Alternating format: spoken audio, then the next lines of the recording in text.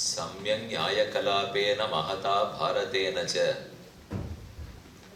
उपबृंहित वेदाय नमो व्यासाय विष्णवे व्यासाय विष्णुरूपाय व्यासरूपाय विष्णवे नमो वै ब्रह्मनिधये वासिष्ठाय नमो नमः. பராசர மகர்ஷியினுடைய திருக்குமாரராக பிறந்தவர் வேதவியாசர். மகாபாரதம்ங்கிற ஆச்சரியமான இதிகாசத்தை நூலை இயற்றினார். பாரதம் 5வது வேதமாக கொண்டாடப்படுகிறது. பாரத பஞ்சமோ வேதான்னு சொல்லுவார்கள்.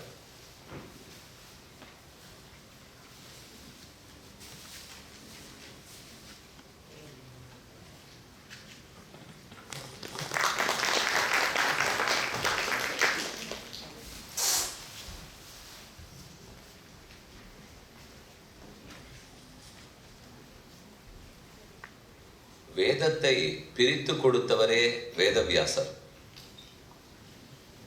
துவாபர யுகம் வரை ரிக்வேதம், யஜுர்வேதம், சாமவேதம் என்றெல்லாம் வேதங்கள் பிரிந்திருக்கவில்லை, ஒன்னாவே தான் இருந்தது. துவாபர யுகத்தினுடைய கடைசியில தான் வியாசர் இந்த வேதங்களை எல்லாம் 4ஆக பிரித்தார். வேதத்தையே பிரிச்சு கொடுத்ததுனாலே வேதத்தை முழுவதும் கற்றவர், வேதாச்சாரியர் என்னே பட்டம் பெற்றவர். அவரே யோசித்து வேதம் என்னும் கடலில் இருந்துதான் மகாபாரதம்ங்கிற அமுதத்தை கடைந்தெடுத்து கொடுத்தார். மதி மந்தானம் ஆவித்ய ஏனாசௌ ஸ்ருதி சாகராது ஜெகத்ஹிதாய ஜனிதா மகாபாரத சந்திரமாக என்னொரு ஸ்லோகம். ஸ்ரீமன் நாராயணன் பார்க்கடல் கடைந்தார், மந்தர பர்வத்தத்தை மலையாக நாட்டினார் என்றெல்லாம் கேள்விப்பட்டிருக்கோம். அமுதத்தை கடைந்து கொடுத்தார். அதபோல உபனிஷத்துக்களாகிற கடலை தன்னுடைய புத்தி, ஞானம் அப்படிங்கிற மந்தர பர்வத்தத்தை மத்தாக நாட்டி, அதான் மத்து, ஞானமே மத்து.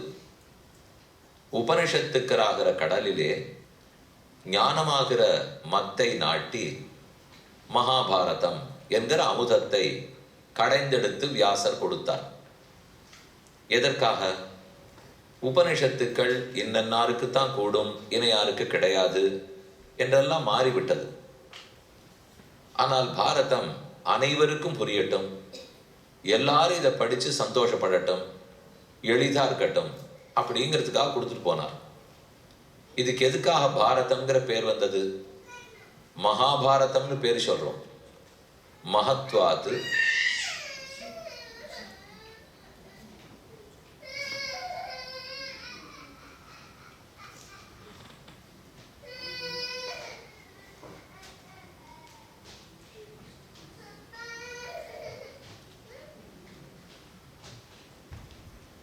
மகத்வாத் பாரவத்வாச்ச, இது பெரியதாக இருக்கிறபடியால் அளவிலும் பெரியது.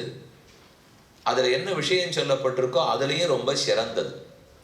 அப்ப பெரியதாகவும் உயர்ந்ததாகவும் இருக்கிறபடியால் மகாபாரதம்னு பேர் வந்தது. 1.25 லட்சம் ஸ்லோகங்கள், மொத்தம் 18 பர்வங்கள், நிறைய உபபர்வங்கள். 18 பர்வங்களில் மொத்தம் இருக்கிறத சபாதலக்ஷ கிரந்தம்னு சொல்லுவா. பாதன கால், சபாதன காலோட சேர்ந்து இருக்கிற லட்சம், 1.25 லட்சம் ஸ்லோகம். இதுல எது வேணும்னாலும் கிடைக்கும். எது ஹாஸ்தி தது அந்யத்ர என் நேஹாஸ்தி நதத் கொச்சித்து. நமக்கு ஏதோ ஆன்மீகத்தில் ஒரு விஷயம் வேணுமா அப்படின்னா அது மகாபாரதத்தில் தேடலாம். அங்க இருந்தால் தான் எங்கேயும் இருக்கும், அங்க இல்லைன்னா எங்க தேடினாலும் கிடைக்காது. இப்படிங்கிறது தான் பாரதத்துக்கே இருக்கிற பெருமை. இந்த பாரத கதையை வைசம்பாயனர் ஜனமேஜயங்கிற மகாராஜாவுக்கு ஆச்சரியமா உபன்யசித்தார். ஜனமேஜயன் ராஜாவா இருந்தார். நம்ம எல்லாருக்கும் தெரிஞ்ச கதை. அர்ஜுனன், அவன் மகன் அபிமன்யு, அபிமன்யு பிள்ளை பரீட்சித்து, பரீட்சித்தினுடைய பிள்ளை ஜனமேஜயன். பரீட்சித்து தக்ஷகங்கிற பாம்பு கடித்து 7வது நாள் உயிர் துறந்தார். சுகாச்சாரியரிடத்தில் மொத்த கதையும் கேட்டுண்டார். அதுதான் பாகவதத்தினுடைய சப்தாகம்னு நாம் அறிவோம். பரீட்சித்து போயிட்டார். போன பிற்பாடு அவருடைய மகன் ஜனமேஜயன் நாட்டை ஆண்டு வந்தார். அவருக்கு ரொம்ப வேலை படு. ஆனால் எப்படியாவது இவன் தாத்தா பாட்டி கதையை இவங்கிட்ட கொடுத்துட்டு போயிடணுமே, பாரதத்தை இவனுக்கு உபதேசிக்கணுமே அப்படின்னு வைசம்பாயனருக்கு ஆசை. நடையா நடக்கிறார், எத்தனையோ சொல்லி பார்க்குறார். எனக்கு வேலை படு, நான் கேட்க மாட்டேன்னுட்டான். அப்புறம் அவர் இறங்கி வந்து ஒரே ஒரு பருவம் சொல்கிறேன், 18 பருவம் வேண்டாம், ஒரு பருவத்தை கேட்டுக்கியேன், அதுக்கு நேரம் இல்லைன்னுட்டான். ஒரே ஒரு அத்தியாயம் சொல்கிறேன் கேட்டுக்கிறியா, நேரம் இல்லைன்னுட்டான். ஒரே ஒரு ஸ்லோகமானு சொல்கிறேனே, அதையாவது கண்டிப்பாக கேட்டுக்கோ. சரி, பெரியவர் ரொம்ப கெஞ்சராரேங்கிறதுக்காக சொல்லுன்னு ஒத்துண்டார் ஜனமேஜயர்.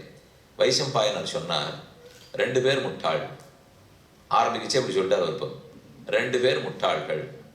கோகிரகண காலத்திலும் வனபங்க காலத்திலும் 2 பேருடைய சக்தியை பார்த்தும் 2 பேரும் சண்டை போட வந்தாலே 2 பேரும் முட்டாள். ராஜன்னு ஒரு ஸ்லோகம் சொல்கிறேன்னு சொன்னேன், சொல்லிவிட்டேன், என் வேலை முடிஞ்சு போச்சு, நான் போயிட்டு வரேன்னா. அவனுக்கு இப்போதான் குறுகுறுக்க ஆரம்பிச்சது. எந்த 2 பேர் முட்டாள்? நீர் திடுதுப்புன்னு 2 பேர் முட்டாள்னு சொல்லிட்டீர். எந்த 2 பேர் முட்டாள்? கோகிரகணம்னு ஏதோ ஒன்று சொன்னீர், வனபங்கம்னு ஒன்று சொன்னீர், அது என்னது என்று கேட்டார். அதுக்கப்புறம் இவர் மேலே ஒரு ஸ்லோகம் சொன்னார். கோகிரகணம்னால் விராட பர்வத்தில் பசுமாடு கன்றுகளை விராட்ட ராஜ்யத்திலேருந்து பிடிச்சுன்னு போறதுக்கு துரியோதனாதிகள் வந்தனர்.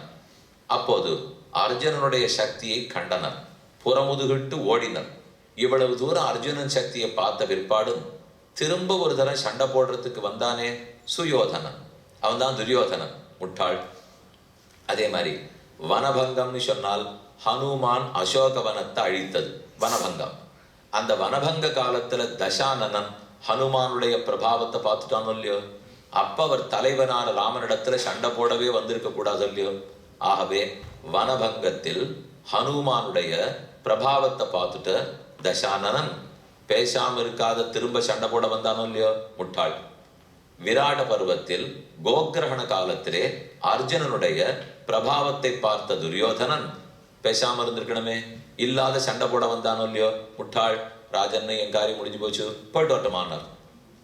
இவன் திரும்ப கேட்டான், சுயோதனன்னா யாரு, அர்ஜுனன்னா யாரு, திடீர்னு ஏதோ விராட்டம் பருவங்கிறீர், அது எங்க இருக்கு, எந்த நாடு, இவா 2 பேருக்கு என்ன சண்டை, எதுக்காக மாடு கன்றுகள் எல்லாத்தையும் ஓட்டின்னு போறதுக்கு வந்தா என திரும்ப ஒரு தரம் கேட்டான். வைசம்பாயனர் பதில் சொல்றார், இதுக்கு நான் பதில் சொல்லணும்னா 1.25 லட்சம் ஸ்லோகம் சொல்லணும்னார். அப்படின்னா சொல்லும்னு சொன்னான். அடியை பிடி பாரத பட்டான்னு ஆரம்பிச்சா மொத்த கதையும் 1.25 லட்சம் ஸ்லோகம் சொன்னார், முடிய போறது. அப்ப கடைசியா அந்த சுவாமி அவனை பார்த்து சொல்றார், நான் 4 விஷயத்த சொன்னேன், தர்மேச்ச அர்த்தேச்ச காமேச்ச மோக்ஷேச்ச பரத ரிஷப எதிஹாஸ்தி ததன்யத்ர என்னேஹாஸ்தி ந தத்வசித். தர்மம் அர்த்தம் காமம் மோக்ஷம், இந்த 4ஐயுமே உனக்கு சொல்லிட்டேன். இந்த 4த்துக்குள் உனக்கு எது சிறந்த புருஷார்த்தமா படுறது சொல்லேன் என்று ஆச்சாரியன் கேட்கிறார். இவன் என்ன பதில் சொல்லிருக்கணும்? தர்மம்னு சொல்லட்டும், மோட்சம்னு சொல்லட்டும், எதையும் சொல்லணும் இல்லையோ. அவன் ஒரு நிமிஷம் எடுத்துட்டு சொன்னான், இந்த 4மே என் மனசுக்கு புருஷார்த்தமா படலை. பின்ன 5வது கண்டுபிடிச்சிருக்கியான்னார். இதே போல பகவானுடைய கதையை நீர் சொல்லிண்டே இருக்கணும், நான் கேட்டுண்டே இருக்கணும். அதுதான் என் மனசுக்கு சிறந்த புருஷார்த்தமா படுறது. பிபந்தம் துவன் முகாம்போஜ சுதம் ஹரிகதாமிருதம், ஹரிகதையாகிற அமிர்தத்தை நீர் சொல்ல சொல்ல கேட்டு இருக்கணும். இதை போல இன்பம் வேற ஏதும் இல்லை. இல்லைன்னா என்னுடைய தாத்தாவும் முத்தாத்தாவும் ஜெயிச்சிருக்க முடியுமா? கண்ணனுடைய திருவடி பலத்தால தானே பரீட்சித்தே உயிர் பெற்றார். கண்ணன் இல்லாட்டா அர்ஜுனன் ஞானம் ஜெயிச்சிருக்க போறானா? யாரை எதிர்த்து ஜெயிச்சான்? பீஷ்மரையும் துரோணரையும். சாமானியப்பட்டவர்களா? எவ்வளவு பெரிய மகாரதர்கள். அவர்கள் முன்னாடிலாம் அர்ஜுனன் ஒரு சரக்கு கூட கிடையாது. ஆனா அர்ஜுனன் ஜெயிச்சிருக்கார். என்னால் இந்த கண்ணனுடைய திருவடி மகாத்மத்தாலே தானே ஜெயிச்சார். அதை எத்தனை நாழி கேட்டாலும் திருப்தியாருக்கு மீண்டும் சொல்லும். இதுதான் ஜனமேஜயர் வைசம்பாயனர் பேசின்றது. ஆக மகாபாரதம்ங்கிறது கேட்க கேட்க இனிக்கும், ரொம்ப தித்திப்பான கதை. ஆனா கொஞ்சம் தலை சுத்துற கதை. எங்க ஆரம்பிச்சது, எங்க முடிஞ்சது, எத்தனை கதாபாத்திரங்கள் இருக்கா, யார் என்ன பண்ணியிருக்கா ஒன்றும் புரியாது. நடுவுல கண்ணன் இருப்பரே தவிர அதை சுத்தி சுத்தி அவரை சக்கராயுதமாட்டம் சுத்தும். அவருடைய சக்கரை எத்தனை வேகமா சுத்துமோ அத்தனை வேகத்துல தான் இதுவும் சுத்துறது. இதற்குள் ஒரு சில பெண்களை பத்தி பார்க்க போகிறோம். நேற்றைக்கு ராமாயணத்தில் இருக்கிற பெண்களை பத்தி ஒருவாறு பார்த்தோம். இன்னைக்கு மகாபாரதத்தில் இருக்கிற பெண்கள் கூடவே, மகாபாரதம்னாலே பாகவதம் சேர்ந்தது தானே. ஏன்னா பாரதத்திலையும் கிருஷ்ண கதை, பாகவதத்திலையும் கிருஷ்ண கதை. அதனால அவருடைய சமத்தில் இருந்த பெண்கள் என்ன, இவர்களை பத்தி சிலதெல்லாம் பார்ப்போம். ஆரம்பிக்கிறதுக்கு முன்னாடி ஜாகிரதைக்காக ஒரு வார்த்தை சொல்றேன். ஸ்ரீராமாயணத்துல காலத்தில் இருந்தவா ரொம்ப தெளிவு, எந்த குழப்பமும் இல்லை. அது நிறைய நிறைய தர்மத்தின் பக்கமே இருக்கும். ஏன்னா கிருத யுகத்தோட சம்பந்தம் இருக்கிற யுகம் அது. ஆனா இப்ப நம்ம துவாபர யுகத்துல தானே மகாபாரத கதை இருக்கணும். இது யாருக்கு கிட்ட இருக்கும்? கலியுகத்துக்கு. நம்ம யுகத்துக்கு கிட்ட இருக்கிறது துவாபர யுகம், கிருத்த யுகத்துக்கு கிட்ட இருந்தது திரேதா யுகம். அதுல இருந்தே ஆபத்து என்னன்னு தெரிஞ்சு விடலாம். கிருத்த யுகத்துக்கு பக்கத்துல இருந்தா எல்லாம் ஒழுங்கா இருக்கும், கலியுகத்துக்கு பக்கத்துல இருந்ததுன்னா தலைகீழ் படமா தான் இருக்கும்.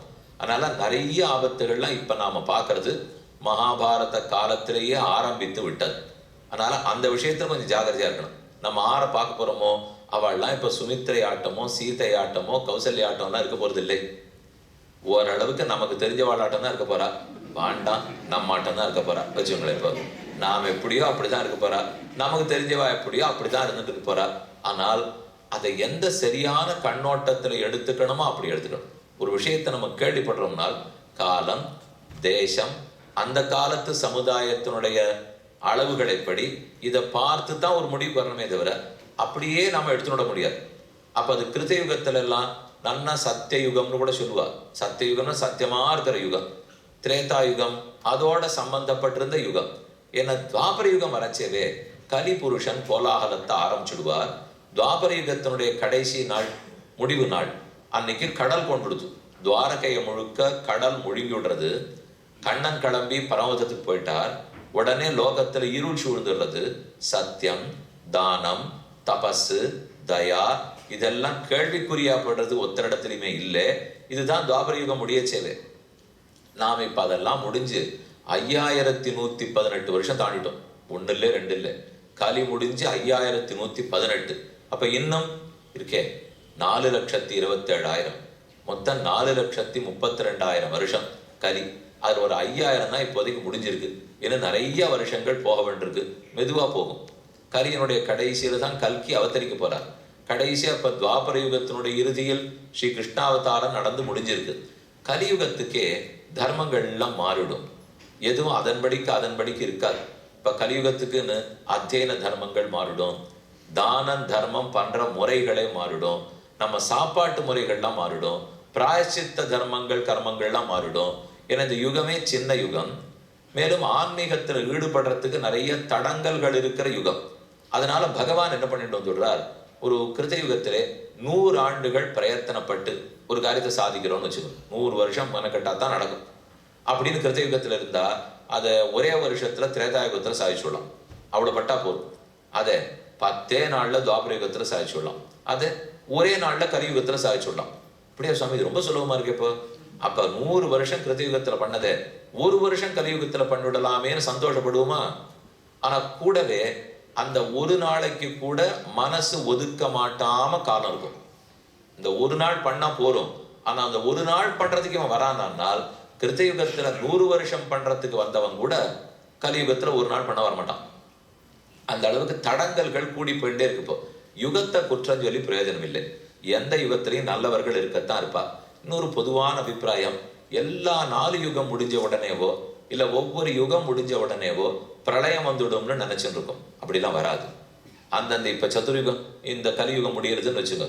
இப்போ நான் சொன்னது 4 லட்சம் வருஷம் கழிச்சு. இப்போ ஒண்ணும் இல்லை. ஒருவேளை இப்போ வாய் வார்த்தை இப்போன்னு சொல்லிட்டேன். அப்ப இப்ப முடிஞ்சிடுதுன்னு வச்சுக்கோ. 4,27,000 வருஷம் ஓட்டிட்டோம். மொத்தம் 5000 சேர்த்துனா முடிஞ்சு போச்சுன்னா பிரளயம் வராது. நாம இப்ப இருக்கிறது 28வது சதுர்யுகத்தில்.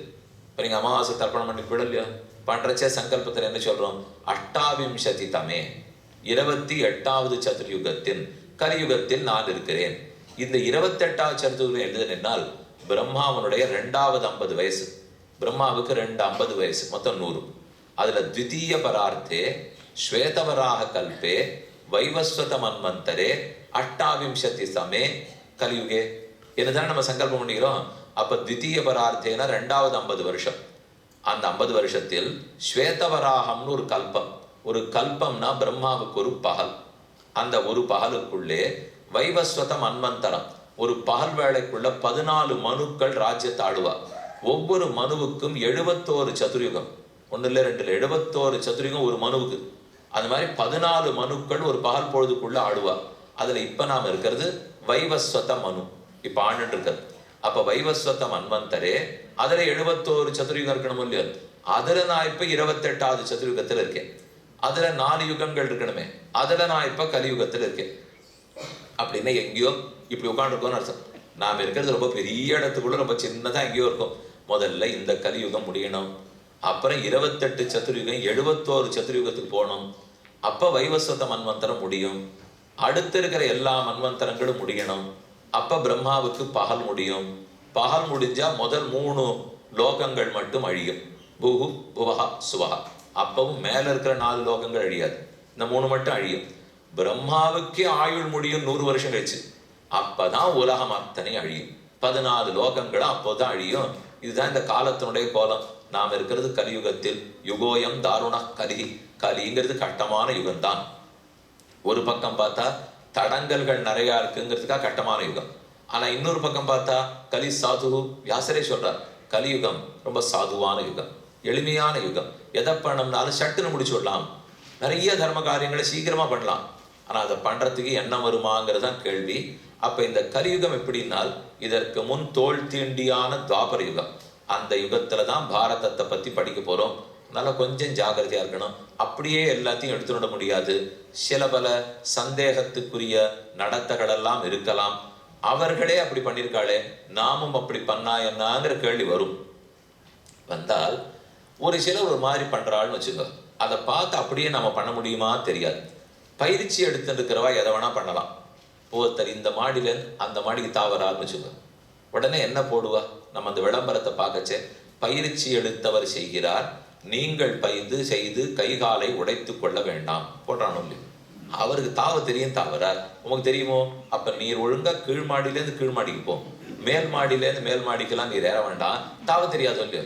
அங்க சிங்கம் புலி எல்லாம் வச்சிருந்து அதன் வாயை திறக்க சொல்லி ஒருத்தர் அப்படியே தலையை உள்ள கொடுத்துருக்காரு. சொன்னே நாமளும் கொடுக்கலாமான்னால் கொடும்.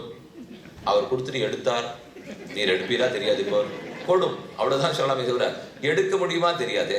ஏன்னால் அவர் சிங்கத்தினுடைய வாய்ப்புள்ள தலையை கொடுக்கறதுக்கு பழகியிருக்கார். அந்த பழக்கம் இருந்தவே நடந்தது. இப்போ ஒரு ரிஷி இப்படி பண்றாரே, இன்னார் இப்படி பண்றாரே அப்படின்னு அவர்களுக்கு அதற்குரிய பிராயசித்தத்தை தேடுறதுக்கு சக்தி இருக்கு. ஒரு தப்பை எடுத்து இந்த தப்பை சரிப்படுத்துறதுக்கு பிராயசித்தம் பண்ணணும். 1,00,000 காயத்ரி பண்ணுனால் உடனே அந்த ரிஷியால உட்காந்து பண்ண முடியும்? நம்மளால நிச்சயமா முடியாது. லட்சமா எத்தனை வருஷத்துக்கு சொல்றீர் சுவாமி அப்படின்னு உடனே கேட்டுவோம். 1,00,000 பண்ணுவேன், நான் பண்ணிட்டு இருக்கிறது 10, 18 ஒரு நாளைக்கு. ஊட்டி பார்த்தீங்கன்னா ஒரு 50, 60 வருமோ தெரியல. இப்போ அப்படியே வருஷத்துக்கு தேடினா கூட ஆச்சு 18,000 தான் ஆச்சு. நீ 1,00,000னா ஒரு 6 வருஷம் கழிச்சு சந்திப்போம் வாரும். இவ்வளவுதான் நமக்கு தெரியும். ஆனா அவ 1,00,000 உடனே பிராயசித்தமா பண்றா. 40 தடவை புருஷ சூக்தம் வரிசையா சொன்னால் பல அறியாமல் செய்த பாபங்களுக்கு பிராயசித்தம்ங்கிறது தர்மம்.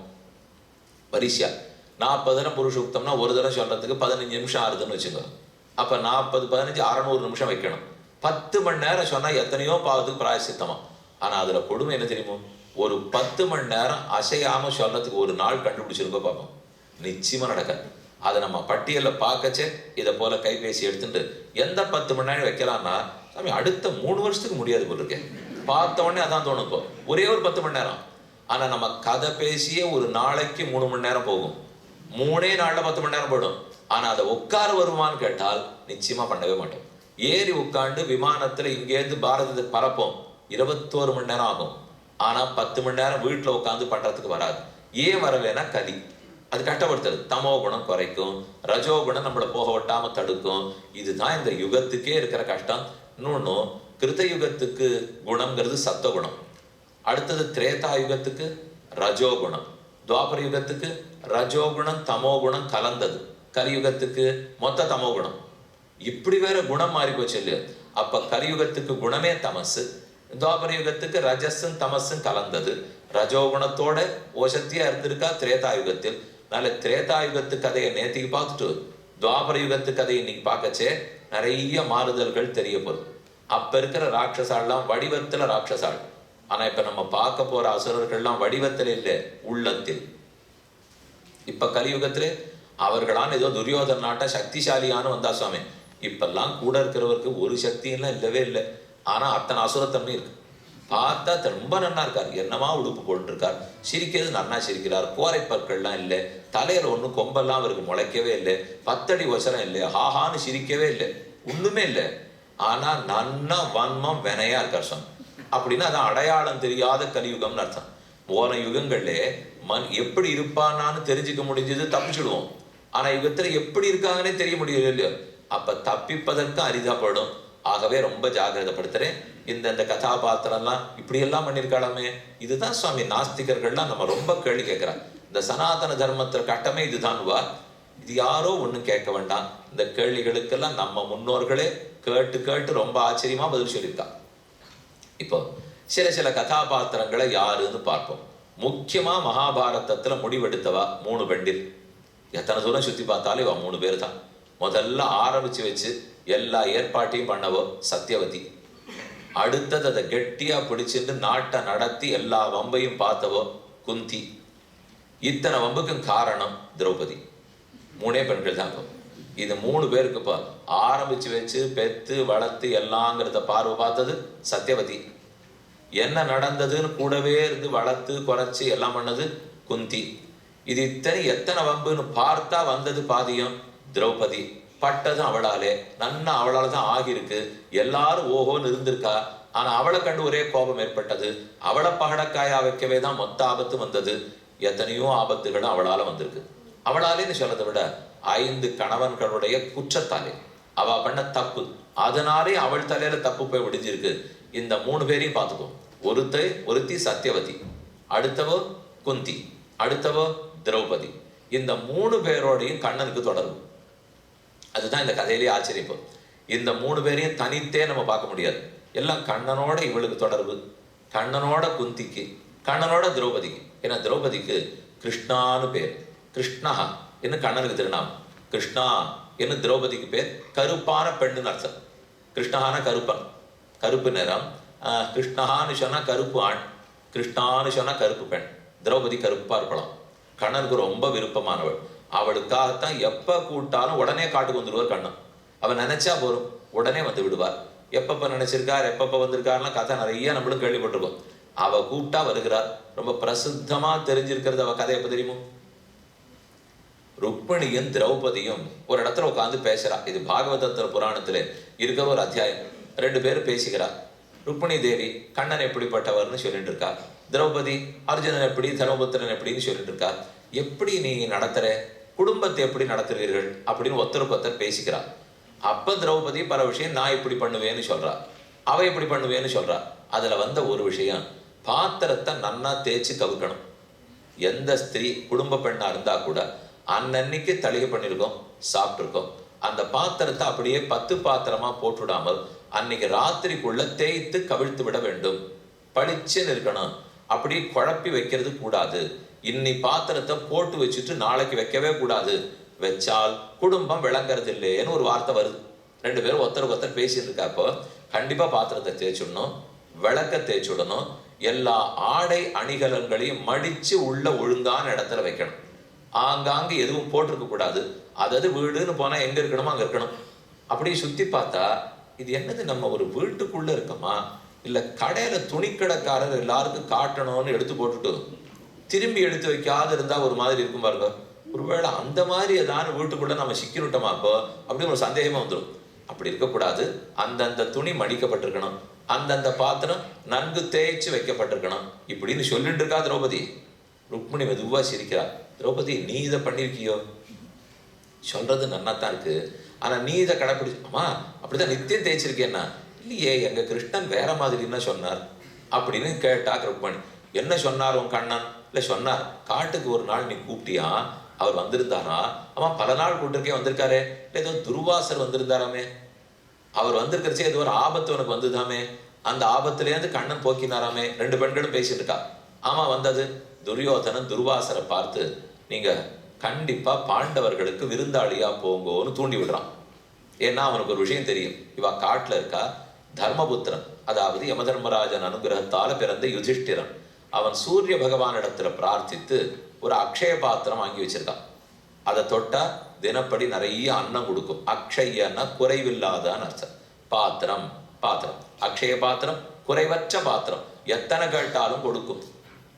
ஆனா எல்லாருக்கும் கொடுத்து முடிச்சுட்டு பஞ்ச பாண்டவர்கள் சாப்பிட்டுட்டு கடைசி அதுல இருக்கிறத எடுத்து திரௌபதி வாயில போட்டுனுட்டால் அது கொடுக்கறது நினைச்சிடும். அது மிச்சம் இருந்தா தான் அது கொடுக்கும். அவ சாப்பிட்டுட்டு தேய்ச்சி விட்டாள்னா அதுக்கப்புறம் அது கொடுக்காது. இப்படிதான் சூரியன் அவருக்கு வரம் கொடுத்திருக்கார். நித்தியம் நன்னா போயிட்டு இருக்கு. பல பேர் ரிஷிகள்லாம் வரா, நன்னா சாப்பிட்டு இருக்கா, திருப்தியா இருக்கு. இந்த ரகசியத்தை துரியோதனம் தெரிஞ்சுனுட்டு துர்வாசரை போய் தூண்டி விட்டு, நீர் போனோம் ஆனா மத்தியானம் போ, கார்த்தால போகக்கூடாது. இவன் வேணும்னு சொல்றான். திரௌபதி சாப்பிட்டு முடிச்ச பிற்பாடு துர்வாசர் போட்டோம் அப்படின்னா அவளுக்கு சோறு கிடைக்காது, அப்ப கோபம் வரும், சாபம் போட்டுருவார், தீர்ந்தார்கள். இதான் இவன் கணக்கு. அதனால துர்வாசர்கிட்ட சொன்னா போறேன் என்னார்.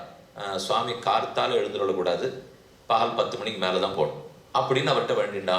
அதுக்கு என்ன இல்லை, நீ தனியா போகக்கூடாது, ஒரு 100 சிஷ்யால் அழைச்சின்னு போகணும். அதையும் சொல்லிட்டான். சரி அழைச்சின்னு போறேனே. துர்வாசர் எல்லாத்தையும் அழைச்சிட்டார். நேர தர்மபுத்திரன்ட்ட வந்தார். நான் போய் நதியில தீர்த்தமாயிட்டு வரேன், இன்னைக்கு எல்லாருக்கும் உங்க இடத்துல தான் சாப்பாடு சொன்னா. இவன் தவிக்கிறான். அப்போ திரௌபதி 100 பேருக்கு எங்க நாம போய் பண்ணுவோம்? அவ போனா பாத்திரத்தை பார்த்தா நீ சோறு முடிஞ்சு போச்சு. அவளும் சாப்பிட்டாச்சு, கவுத்துட்டா, எல்லாம் காலி. என்ன பண்றதுன்னு தெரியல. துர்வாசர் தீர்த்தமாட்டு வரேன்ட்டு போயிருக்கார். உடனே கண்ணனை நினைத்தாள். திரௌபதி நினைத்த மாத்திரத்தில் கண்ணன் தோன்றினார். என்ன பண்ணும் திரௌபதி, ஏதோ நினைச்சாப்பல் இருக்கியே. ஒண்ணு இல்லை, இந்த மாதிரி துர்வாசர் வந்திருக்கார், ரொம்ப ஆபத்தா இருக்கு, எப்படி தப்பிக்கிறதுன்னு தெரியல. ஒன்றும் கவலைப்படாதே, நீ போய் அந்த பாத்திரத்தை எடுத்துனுவானார் கண்ணன்.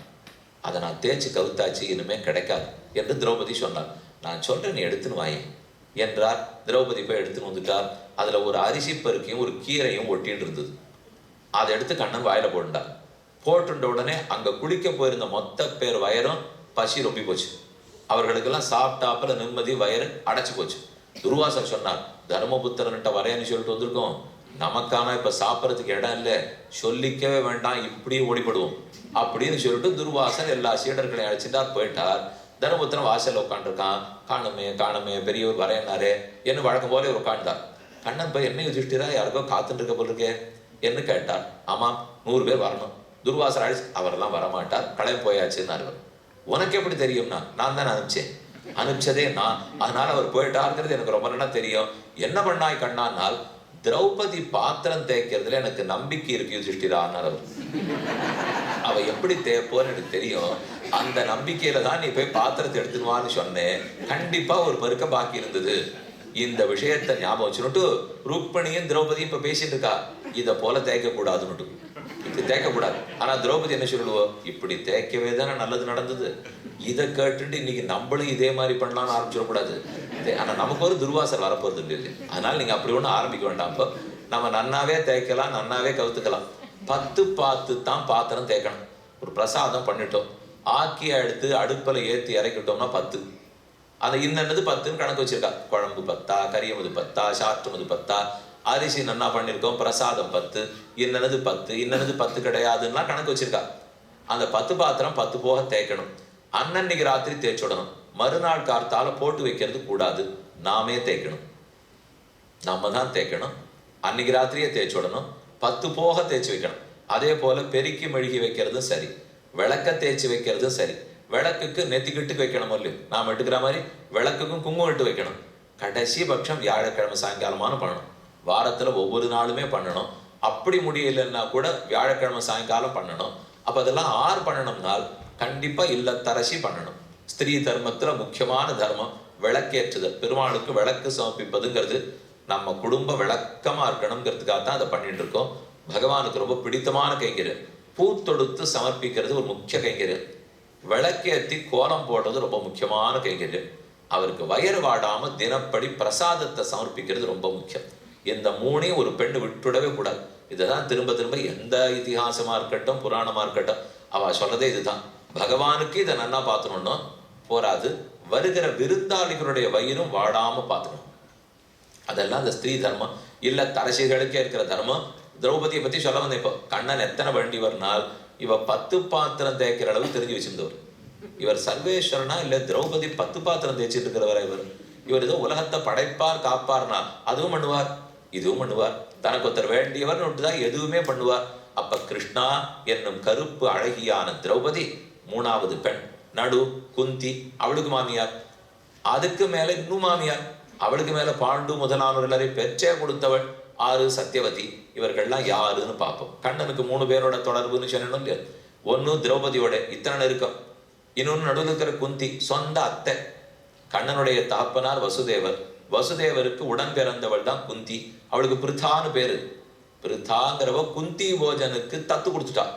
கொடுத்தவர் ஸ்வீகாரம் வேண்டதுனால குந்தி என்ன அவளுக்கு பேர் வந்தது. அவ அத்தையாவே போயிட்டா. அதனால கண்ணனுக்கு அவளுக்கு அத்தை மருமகன் உறவு. எந்த உறவோட மாமா அத்தை தான் ரொம்ப நெருக்கம். நீங்க சீரு சனத்தி பண்றதா இருக்கட்டும், எந்த ஒரு ஓதிடுறதுன்னு சொல்றாலும் இல்லையா, ஒரு கல்யாணம் சீமந்தம் எது வந்தாலும் மாமா சீர், அம்மான் சீர், அத்தை சீர், இது 2 பேரா இருந்துட்டோம்னா செலவழிக்க தயாராகத்தான் இருக்கணும். யாருக்கு மாமாவா இருந்தாலும் சரி, இப்போ அத்தையா இருந்துட்டாலும் தயார்படுத்தி வைக்கணும். கல்யாணம் ஒருத்தர் பண்ணி கொடுத்துருவார், அப்புறம் இருக்கு இவருக்கு எல்லாம்.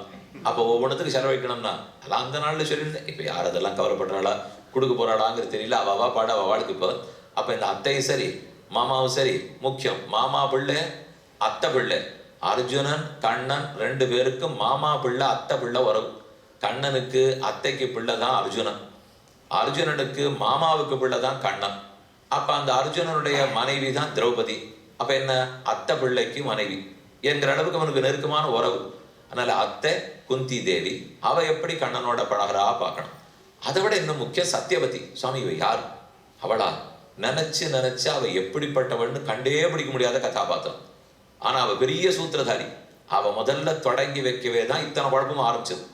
அவ கொஞ்சம் தெளிவா இப்படி நடந்திருக்காளா அப்படி நடந்திருக்காளானால் ரொம்ப வருத்தப்பட்டுட்டே இருந்தா. என்னென்னமோ பண்ணணும்னு ஆசைப்பட்டா எதுவும் ஒழுங்கா நடக்கல. நிறைய ஆசைப்பட்டா அவள். இப்ப இப்படி முடிவு ரொம்ப தைரியமா எடுப்போம். பல பேரை கேட்டு முடிவெடுப்போம், கேட்காத முடிவெடுப்போம். தான் எடுத்த முடிவுல தான் நிற்கணும்னு நினைப்போம்.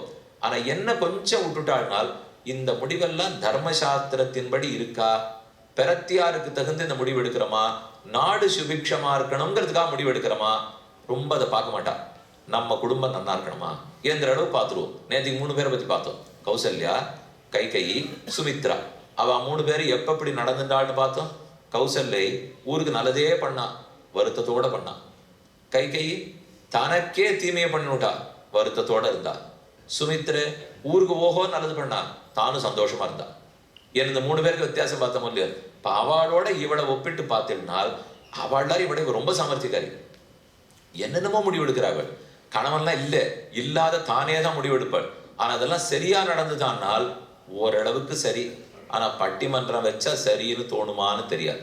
அப்ப இந்த சத்தியவதி யார் என்னால் யோஜனா கந்தின்னு இவளுக்கு ஒரு பேர் உண்டு, மத்ஸ்ய கந்தின்னு ஒரு பேர் உண்டு. இவ ஒரு செம்படவ பெண், ஒரு மீனவ பெண். ஒரு பெரிய மீனவனுக்கு பொண்ணா பிறந்திருக்கா. அவ நதிக்கரையோரம் வாழ்ந்து வந்துட்டு இருக்கா. மீன் பிடித்து தான் ஜீவனம்.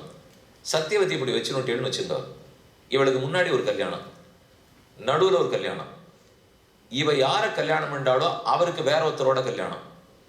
இவ இதுக்கு முன்னாடி யாரை கல்யாணம் பண்ணாலோ அவருக்கு வேற ஒருத்தரோட கல்யாணம். இதை போல ஒரு குழப்பமான கதாபாத்திரம் தான் அவள். இவள் நடு சத்தியவதி. இவளை முன்னாடி ஒருத்தர் கல்யாணம் பண்ணிருக்கார், இவளை அடுத்த ஒருத்தர் கல்யாணம் பண்ணிக்கிறார். அப்ப பெண்கள் இருமணம் புரிந்த காலம். பெண்களுக்கே முன்னாடி ஒரு கல்யாணம் பின்னாடி ஒரு கல்யாணம் நடந்திருக்கு. பல கோட்பாடுகள், சமுதாய சட்ட திட்டங்கள் யுகத்துக்கு யுகம் மாறுகிறது. இப்ப இந்த யுகத்துல தான் ரொம்ப தூரம் ஒருத்தனுக்கு ஒரு தீங்கிறத கடைபிடிக்கிறோம். ராமன் கடைபிடித்தார், ஆனா அது யுகத்தினுடைய தர்மம் இல்லை. ராமன் இருந்த திரேதா யுகத்திலேயே ஒருவன் பலரையும் கல்யாணம் பண்ணிக்கிறது இருந்திருக்கு. துவாபர யுகத்திலும் இருந்திருக்கு. காலப்போக்கில் சமுதாய முன்னேற்றத்துக்காக இப்படி இருக்கணுங்கிறதுக்காக கலியுகத்தில் ஒருத்தனுக்கு ஒரு தீன்னு வச்சுட்டா. ஏன்னால் மறுபடியும் என்னென்ன தப்பு நிகழ்கிறதோ அதுக்கெல்லாம் பிராயசித்தறதுக்கு நமக்கு வழி இல்லையோ இல்லையோ. அப்ப தப்புகளையே தவிர்த்துடணும். அதுதான் இந்த கலியுகத்துக்கே சட்டம். தப்பு பண்ணா அதுக்கு பிராயசித்தம் பண்றதுக்கு கட்டம்னால் தவறு பண்ணாம இருக்கிறது தானே வழி. இப்போ இந்த பக்கம் போனா வண்டி குண்டு குழியுமா இருக்கு சாமி, கண்டிப்பா கீழே பள்ளத்துல இறங்கும், இடுப்பு போகும், பரவாயில்லையா போயிட்டு வாங்க. இல்ல என் இடுப்பு ஓஹோன்னு இருக்கு, நான் இறங்குறேன், வெண்ணா போயிட்டு வாங்க. இல்லையா எது தேவையில்லாத போவாளா யாரானுப்பா, இந்த பக்கம் பெரிய பாதையா இருக்கு போயிட்டு போவோமே, மாறிடுவோம் இல்லையோ. இந்த முதல்ல சொன்னதெல்லாம் என் இடுப்பு எத்தவனா தாங்கும். இது கிருத்த யுகம் திரேதா யுகம். இதெல்லாம் நமக்கு ஒன்றா ஒழுங்காக போயிட்டு வர்றதுக்குள்ளே இடுப்புப்படும் போல் இருக்கு, வேலைக்கு போய் வந்தா போறன்னு இருக்கு, அதனால அந்த வம்புக்கே நான் போல சுவாமி. இதெல்லாம் கலியுகத்தினுடைய தர்மம். அதனால யுகத்துக்கு யுகம் இது மாறும். நாம் இந்த யுகத்தோட மாறணுமா நினைச்சு கேள்வி கேட்க வேண்டாம். யுகத்துல நாம மாறிட்டோம். எப்ப நாம மாறி இருக்கோமோ அதுக்கு நமக்கு தகுந்த மாதிரி மாறிட்டு தான் ஆகணும். இப்ப திரும்ப உங்க எல்லார்ட்டையும் தரையோட தரையா அடுப்பு கட்டி கிணத்துலேருந்து தவலையில ஜலத்தை தூக்கின்னு வர சொல்லி நல்ல கறி அடுப்போ விறகடுப்போ மூட்டி வெங்கல பானையில 2 படி பிரசாதம் பண்ணி அதுக்கு எல்லாருக்கும் பரிமாறி எல்லாம் இலை எடுத்து எச்சப்பிரட்டி சாணி போட்டு மெழுகி இப்படி நான் இன்னும் கொஞ்ச நாள் சொன்னேன்னா என்ன அனுப்பிச்சிருவேன். நீங்களுக்கும் நான் இன்னும் கொஞ்ச நாள் சொல்லட்டுமா என்ன பண்ணிட்டு வந்தோங்கிறது. இப்போ ஏதாவது இதை பத்தி நடக்க போறதோ இது ஒன்றும் நம்மளால முடியாது இல்லையா? முடியாதுங்கிறதுக்காக என்ன பண்ணோம், கீழே இருந்த அடுப்பு மேல வந்தது, சின்னதா இருந்த தொடப்பம் பெரிய அப்படி சார்ந்த வில்லாட எடுத்துட்டோம், ரொம்ப பெருசா எடுத்து அப்படியே மேலேயே வச்சு இப்படி இப்படிங்கிறா. அதோட சரி இப்போ கூடவே முதுகு வலி வந்துடுச்சு. ஏற்கனவே முதுகு வலி இல்லை, இப்ப வந்துடுச்சு. அப்ப சின்னதா இருந்த அடுப்பு பெருசாச்சு, கீழே உட்காந்து சாப்பிட்டு இருந்த நாம மேசைக்கு வந்துட்டோம். இப்போ அப்படி இப்படி குனிஞ்சினுமுதான் போய் காவேரியிலையோ தாமிரபரணியோ ஏதோ குளிச்சுட்டு வந்தா தான். இப்ப அது இல்லை, திருப்பினா தலையில கொட்டுறது காலில் கொட்டுறது குளிச்சுட்டு பட போறப்போ எல்லாமே அவசர கதி. அந்த மாதிரி மாறிடுத்துனால் அப்ப அதுக்கு தகுந்த மாதிரி பலதும் மாறத்தான் மாறும். இதெல்லாம் மாறும். ஆனா அந்த யுக தர்மம் மட்டும் மாறக்கூடாதுன்னு சொல்ல முடியாது. யுக தர்மமும் மாறுதலுக்கு உட்பட்டது தான். அதை புரிஞ்சுட்டு அதுக்கு தகுந்த மாதிரி தான் நம்ம இருந்தாகணும். அப்ப யாருன்னு பார்ப்போம். சத்தியவதி. சத்தியவதி முதல்ல கல்யாணம் பண்ணது பராசர மகர்ஷியை. அதை கல்யாணம்னு சொல்றதை காட்டிலும் காதல்னு சொல்ல வேண்டும். அவளோ மத்ஸ்யகந்தி, மீனவ பெண். பராசரர் ஒரு தடவை ஆற்ற கடக்கணுங்கிறதுக்காக இந்த மீனவ பெண்ணனுடைய படகுல ஏறி உட்கார்றார். போயிட்டு இருக்கிறச்சே அவளை பார்த்து பேரார்வம் கொண்டார், காதல் வயப்பட்டார். அதனால இருவரும் கூடினர், ஒரு குழந்தை பிறந்தது. அந்த குழந்தை தான் வேதாச்சாரியர். வேதவியாசர் வேதவியாசர்னு சொல்ல முடியும். அவர் ஒரு தீபத்தில் பிறந்தார். அந்த படகு போயிட்டு இருக்கிறச்சேவே ஒரு தீபத்துல பிறந்துட்டார். அதனாலதான் கிருஷ்ண துவைபாயனர், கருப்பா இருப்பர், தீபத்தில் பிறந்தவர், அதனால கிருஷ்ண துவைபாயனர். ஒரு பதரி மரத்தின் கீழே பிறந்தார், அதனால பாதராயணர். அவருக்கு இன்னொரு பேர் பகவத் பாதராயணர்னு சொல்லுவார்கள். அதே மாதிரி கிருஷ்ண துவைபாயனர்னு சொல்லுவா, வேத வியாசர்னு சொல்லுவா. ஆச்சரியமான பெயர்கள். வியாசன், துவைபாயனம், கிருஷ்ண துவைபாயனர். அவர் தான் முதல்ல கருப்பா பிறந்தார். பிறந்த உடனே சத்தியவதியை பார்த்தார். தாயே, எனக்கு ஏதாவது நியமனம் உண்டா? நமக்கு குடும்பத்தோடு இருப்பதில் விருப்பம் இல்லை. பராசரன் கிளம்பிட்டார். பராசரன் கிளம்பிட்டார். வேதவியாசன் சொன்னார், எப்போதாவது உனக்கு தேவை ஏற்படுமானால் கூப்பிடு, அது வரைக்கும் நான் வரவில்லை என்று விடை பெற்றுக் கொண்டு வேதவியாசர் கிளம்பி போயிட்டார். பெண்ணு சத்தியவதி மிச்சம். அவள் ஏற்கனவே ஒரு குழந்தை பெத்தாச்சுப்போ. ஆனா மறுபடியும் மத்ஸ்யகந்தியாக தொடர்ந்து படகு ஓட்டிட்டு இருக்கா. ஒரு பக்கம் கதையா எடுத்துப்போ. அப்ப பராசர மகர்ஷிக்கும் சத்தியவதிக்கும் வேதவியாசர் பிறந்திருக்காருனால் எப்பேற்பட்டவளை பெற்றிருக்காவோ. வியாசர்ங்கிறவர் சாமானியப்பட்டவர் இல்லை. பராசரர் வியாசரை பத்தி கொண்டாடுகிறார். வியாசம் கோக்கியன்யோபவி மைத்ரேய மகாபாரத கிருத் பவேது. ஹே மைத்ரேயரே, பராசரனுடைய சிஷ்யர், என் பிள்ளை வியாசரை தவிர பாரதம் எழுதுறதுக்கு யாருக்கான தகுதி உண்டா? பஞ்சமா 5வது வேதமாய் 1.25 லட்சம் ஸ்லோகம் எழுதி 18 புராணங்களையும் லோகத்துல பரவச் செய்து அவன் பண்ணிருக்கிற கைங்கரை யார் பண்ணுவா? வியாசம் நாராயணம் விதி. நாராயணன் தான் வியாசர், விஷ்ணு தான் வியாசர். நித்தியம் சொல்லிட்டு இருக்கும் இல்லையா? வியாசம் வசிஷ்டன் அப்தாரம் சக்தே பௌத்திரம கல்மஷம் பராசராத்மஜம் வந்தே சுகதாதன் தபோநிதின். பிரம்மாவனுடைய பிள்ளை வசிஷ்டர், வசிஷ்டருடைய பிள்ளை சக்தி, சக்தியினுடைய பிள்ளை பராசரர், பராசரர் பிள்ளை வியாசர், வியாசருடைய மகன் சுகர். 6 பேரை சொல்றதுக்குள்ள மலைப்பான்னா இருக்கு. ஒத்தொத்தரும் எப்பேற்பட்டவாடாப்பா. ஒரு 6 தலைமுறை இப்படி இருந்ததுன்னா கொஞ்சம் நம்ம குடும்பத்தை யோசிச்சு பார்க்கணும். நீங்க இப்போ பிரம்மாவா, வசிஷ்டரா, சக்தியா, பராசரரா, வியாசரா, சுகராம்னால் சாமி இதுதான் எற்றைக்கும் 7 பிறவிக்கும் ஆண்டாள் சொல்லிட்டு போனாலும் உந்தன்னோடு உத்தோமே யாவோம் உனக்கே நாம் ஆட்செய்வோம் 7 ஆட்காலும் பழிப்பிலோம் நாங்கள் இராக்கதர்வாள் இலங்கை பாழாலாக படவருதானுக்கு பல்லாண்டு என்று பெரியாழ்வார் பாடினார். 7 தலைமுறைகளுக்கு கைங்கரியம் கைங்கரியம் கைங்கரியம். இந்த சமுதாய முன்னேற்றத்துக்குன்னே பாடுவோம், மக்கள் மோட்சம் போறதுக்குன்னே செய்வோம் என்றே இந்த 7 பேரும் வாழ்ந்திருக்காள் இல்லையா? பிரம்மாவிடத்திலே இதுல பிரம்மாவோட ஒரு பக்கம் தள்ளிடுவோம், அவர் படைக்கிறதுக்காக வந்தார். அடுத்து இருக்கிற ஒவ்வொரு ரிஷியும் எப்பேற்பட்டவர். அதுலயாவது வசிஷ்டர் இருக்கு, யோக வாசிஷ்டம்னு இருக்குங்கிறா, பிரசித்தமானது ஒண்ணு எழுதல. ஆனா விட்டு புராணம் எழுதின பராசரர் அனைத்து புராணங்களுக்கும் பிரவர்த்தகரான வேதவியாசர், பாகவதத்தையே பிரவர்த்தனம் பண்ண சுகாச்சாரியர், இவர்கள் ஒத்தொத்தருக்கு எவ்வளவு நன்றி கடன் பட்டிருக்கும். அந்த வியாசர் இப்ப பிறந்துட்டார். பெற்றுக் கொடுத்த பெரியாள் சத்தியவதி, உண்மையே பேசக்கூடியவள். அப்ப சத்தியவதி சுதன் வேதவியாசர், சத்தியவதி வாழ்ந்து கொண்டு வருகிறாள். அப்போதுதான் இது நடந்தது. சந்தனுங்கிற மகாராஜன், சந்தனு ஒரு நாள் இதே கரைக்கு வந்தான். அந்த சந்தனுவுக்கு கல்யாணமாகி உள்ளது. ஏற்கனவே சந்தனுவுக்கும் கங்காதேவிக்கும் கல்யாணம். நதி கங்கா, கங்காதேவிக்கும் சந்தனுவுக்கும் கல்யாணம் ஆகி அப்பதான் காங்கேயர் பிறந்தார். தேவவிரதன், தேவராதன் என்றெல்லாம் ஒரு பேர். அந்த காங்கேயர் வாழ்ந்துட்டு இருக்கார். அவர் பிரம்மச்சாரியா இருக்கார். இனிமே தான் கல்யாணம் ஆகணும், இனிமே தான் ராஜ்யத்துக்கு பட்டம் கட்டி வைக்கணும்.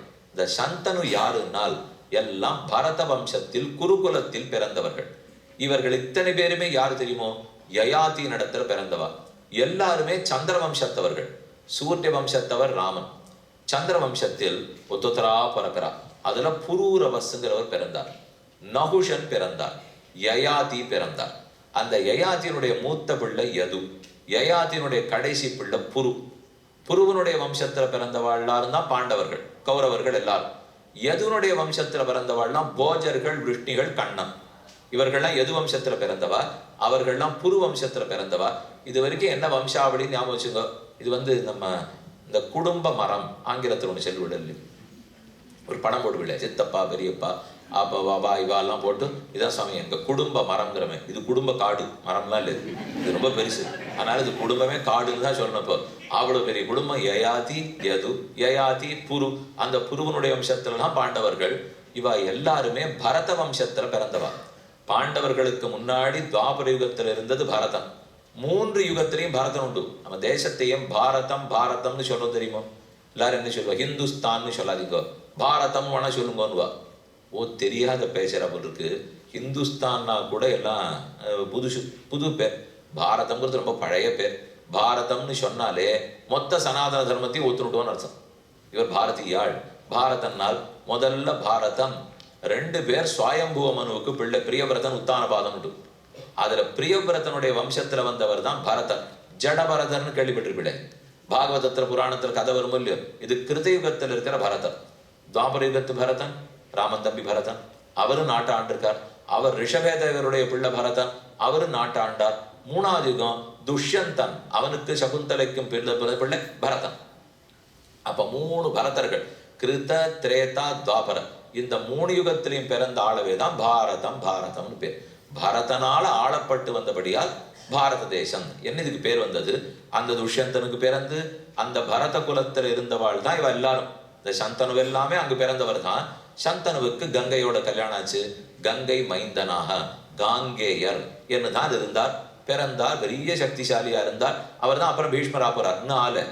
இப்போதைக்கு அவர் காங்கேயராக இருக்கிறார். உடன் பிறந்த மற்ற குழந்தைகளை எல்லாம் கங்கையே கொண்டுட்டார். கடைசியில சந்தனையும் விட்டு விட்டு அவளும் புறப்பட்டு போய் விட்டாள். இனிமே என்ன நடக்கிறதுன்னு பார்ப்போம். அப்போ சத்தியவதி, நடுவில் சத்தியவதி இருக்காளோ இல்லையோ? இந்த ஏற்கனவே கங்கைக்கு கல்யாணம் ஆயிடுத்து இந்த பக்கம் சந்தனுவோட, இந்த பக்கம் சத்தியவதிக்கு கல்யாணம் ஆயிடுத்து பராசரரோட. 2 பேருக்கு குழந்தைகள் இருக்கு. இப்ப ஒரு நாள் சந்தனு சத்தியவதியை சந்திக்கிறார். வலச்சேரியில போய் மீனவ பெண்ணை சந்திக்கிறார். அப்பதான் அவளை பத்தி தெரிஞ்சது. காதல் வயப்பட்டு விட்டார். எப்படியானு கல்யாணம் பண்ணிக்கணும்னு ஆசை. ஆனா அவ தாப்பனார் சொன்னார், நீ கல்யாணம் பண்ணிண்டா குழந்தை பிறக்கும். நாங்களோ வலச்சேரியில் இருக்கிற மீனவர்கள் இந்த குழந்தைக்கு பட்டாபிஷேகம் பண்ணிவிடும், கடைசியில ஒதுக்கிடுவிடு இல்லையா? அதனால எனக்கு என்ன உறுதி? அந்த உறுதி கிடைச்சா தான் கல்யாணம் பண்ணி கொடுப்பேன்னு மாமனார் செம்படவன் சொல்றார். இவருக்கு என்ன பண்றதுன்னு தெரியல. ரொம்ப வருத்தத்தோட இருக்கார். ஆனா கல்யாணத்துல இருக்கிற ஆசை போல பீஷ்மர் பார்க்கிறார். ஏது நம்ம தகப்பனார் ரொம்ப வருத்தப்படுறாப்புல இருக்கே. பின்னாடியே ஒரு நாள் தொடர்ந்து போனார். என்ன நடக்கிறதுங்கிறது தெரிஞ்சுட்டார். போய் அந்த மாமனார்கிட்ட பேசினார். இதுதான் நான் வச்ச விதின்னு மாமனார் சொன்னார். கவலைப்பட வேண்டாம், கண்டிப்பா உமக்கு பிறக்கிற பிள்ளைக்குத்தான் பட்டாபிஷேகம் என்னன்னு பீஷ்மர் உறுதி கொடுத்தார்.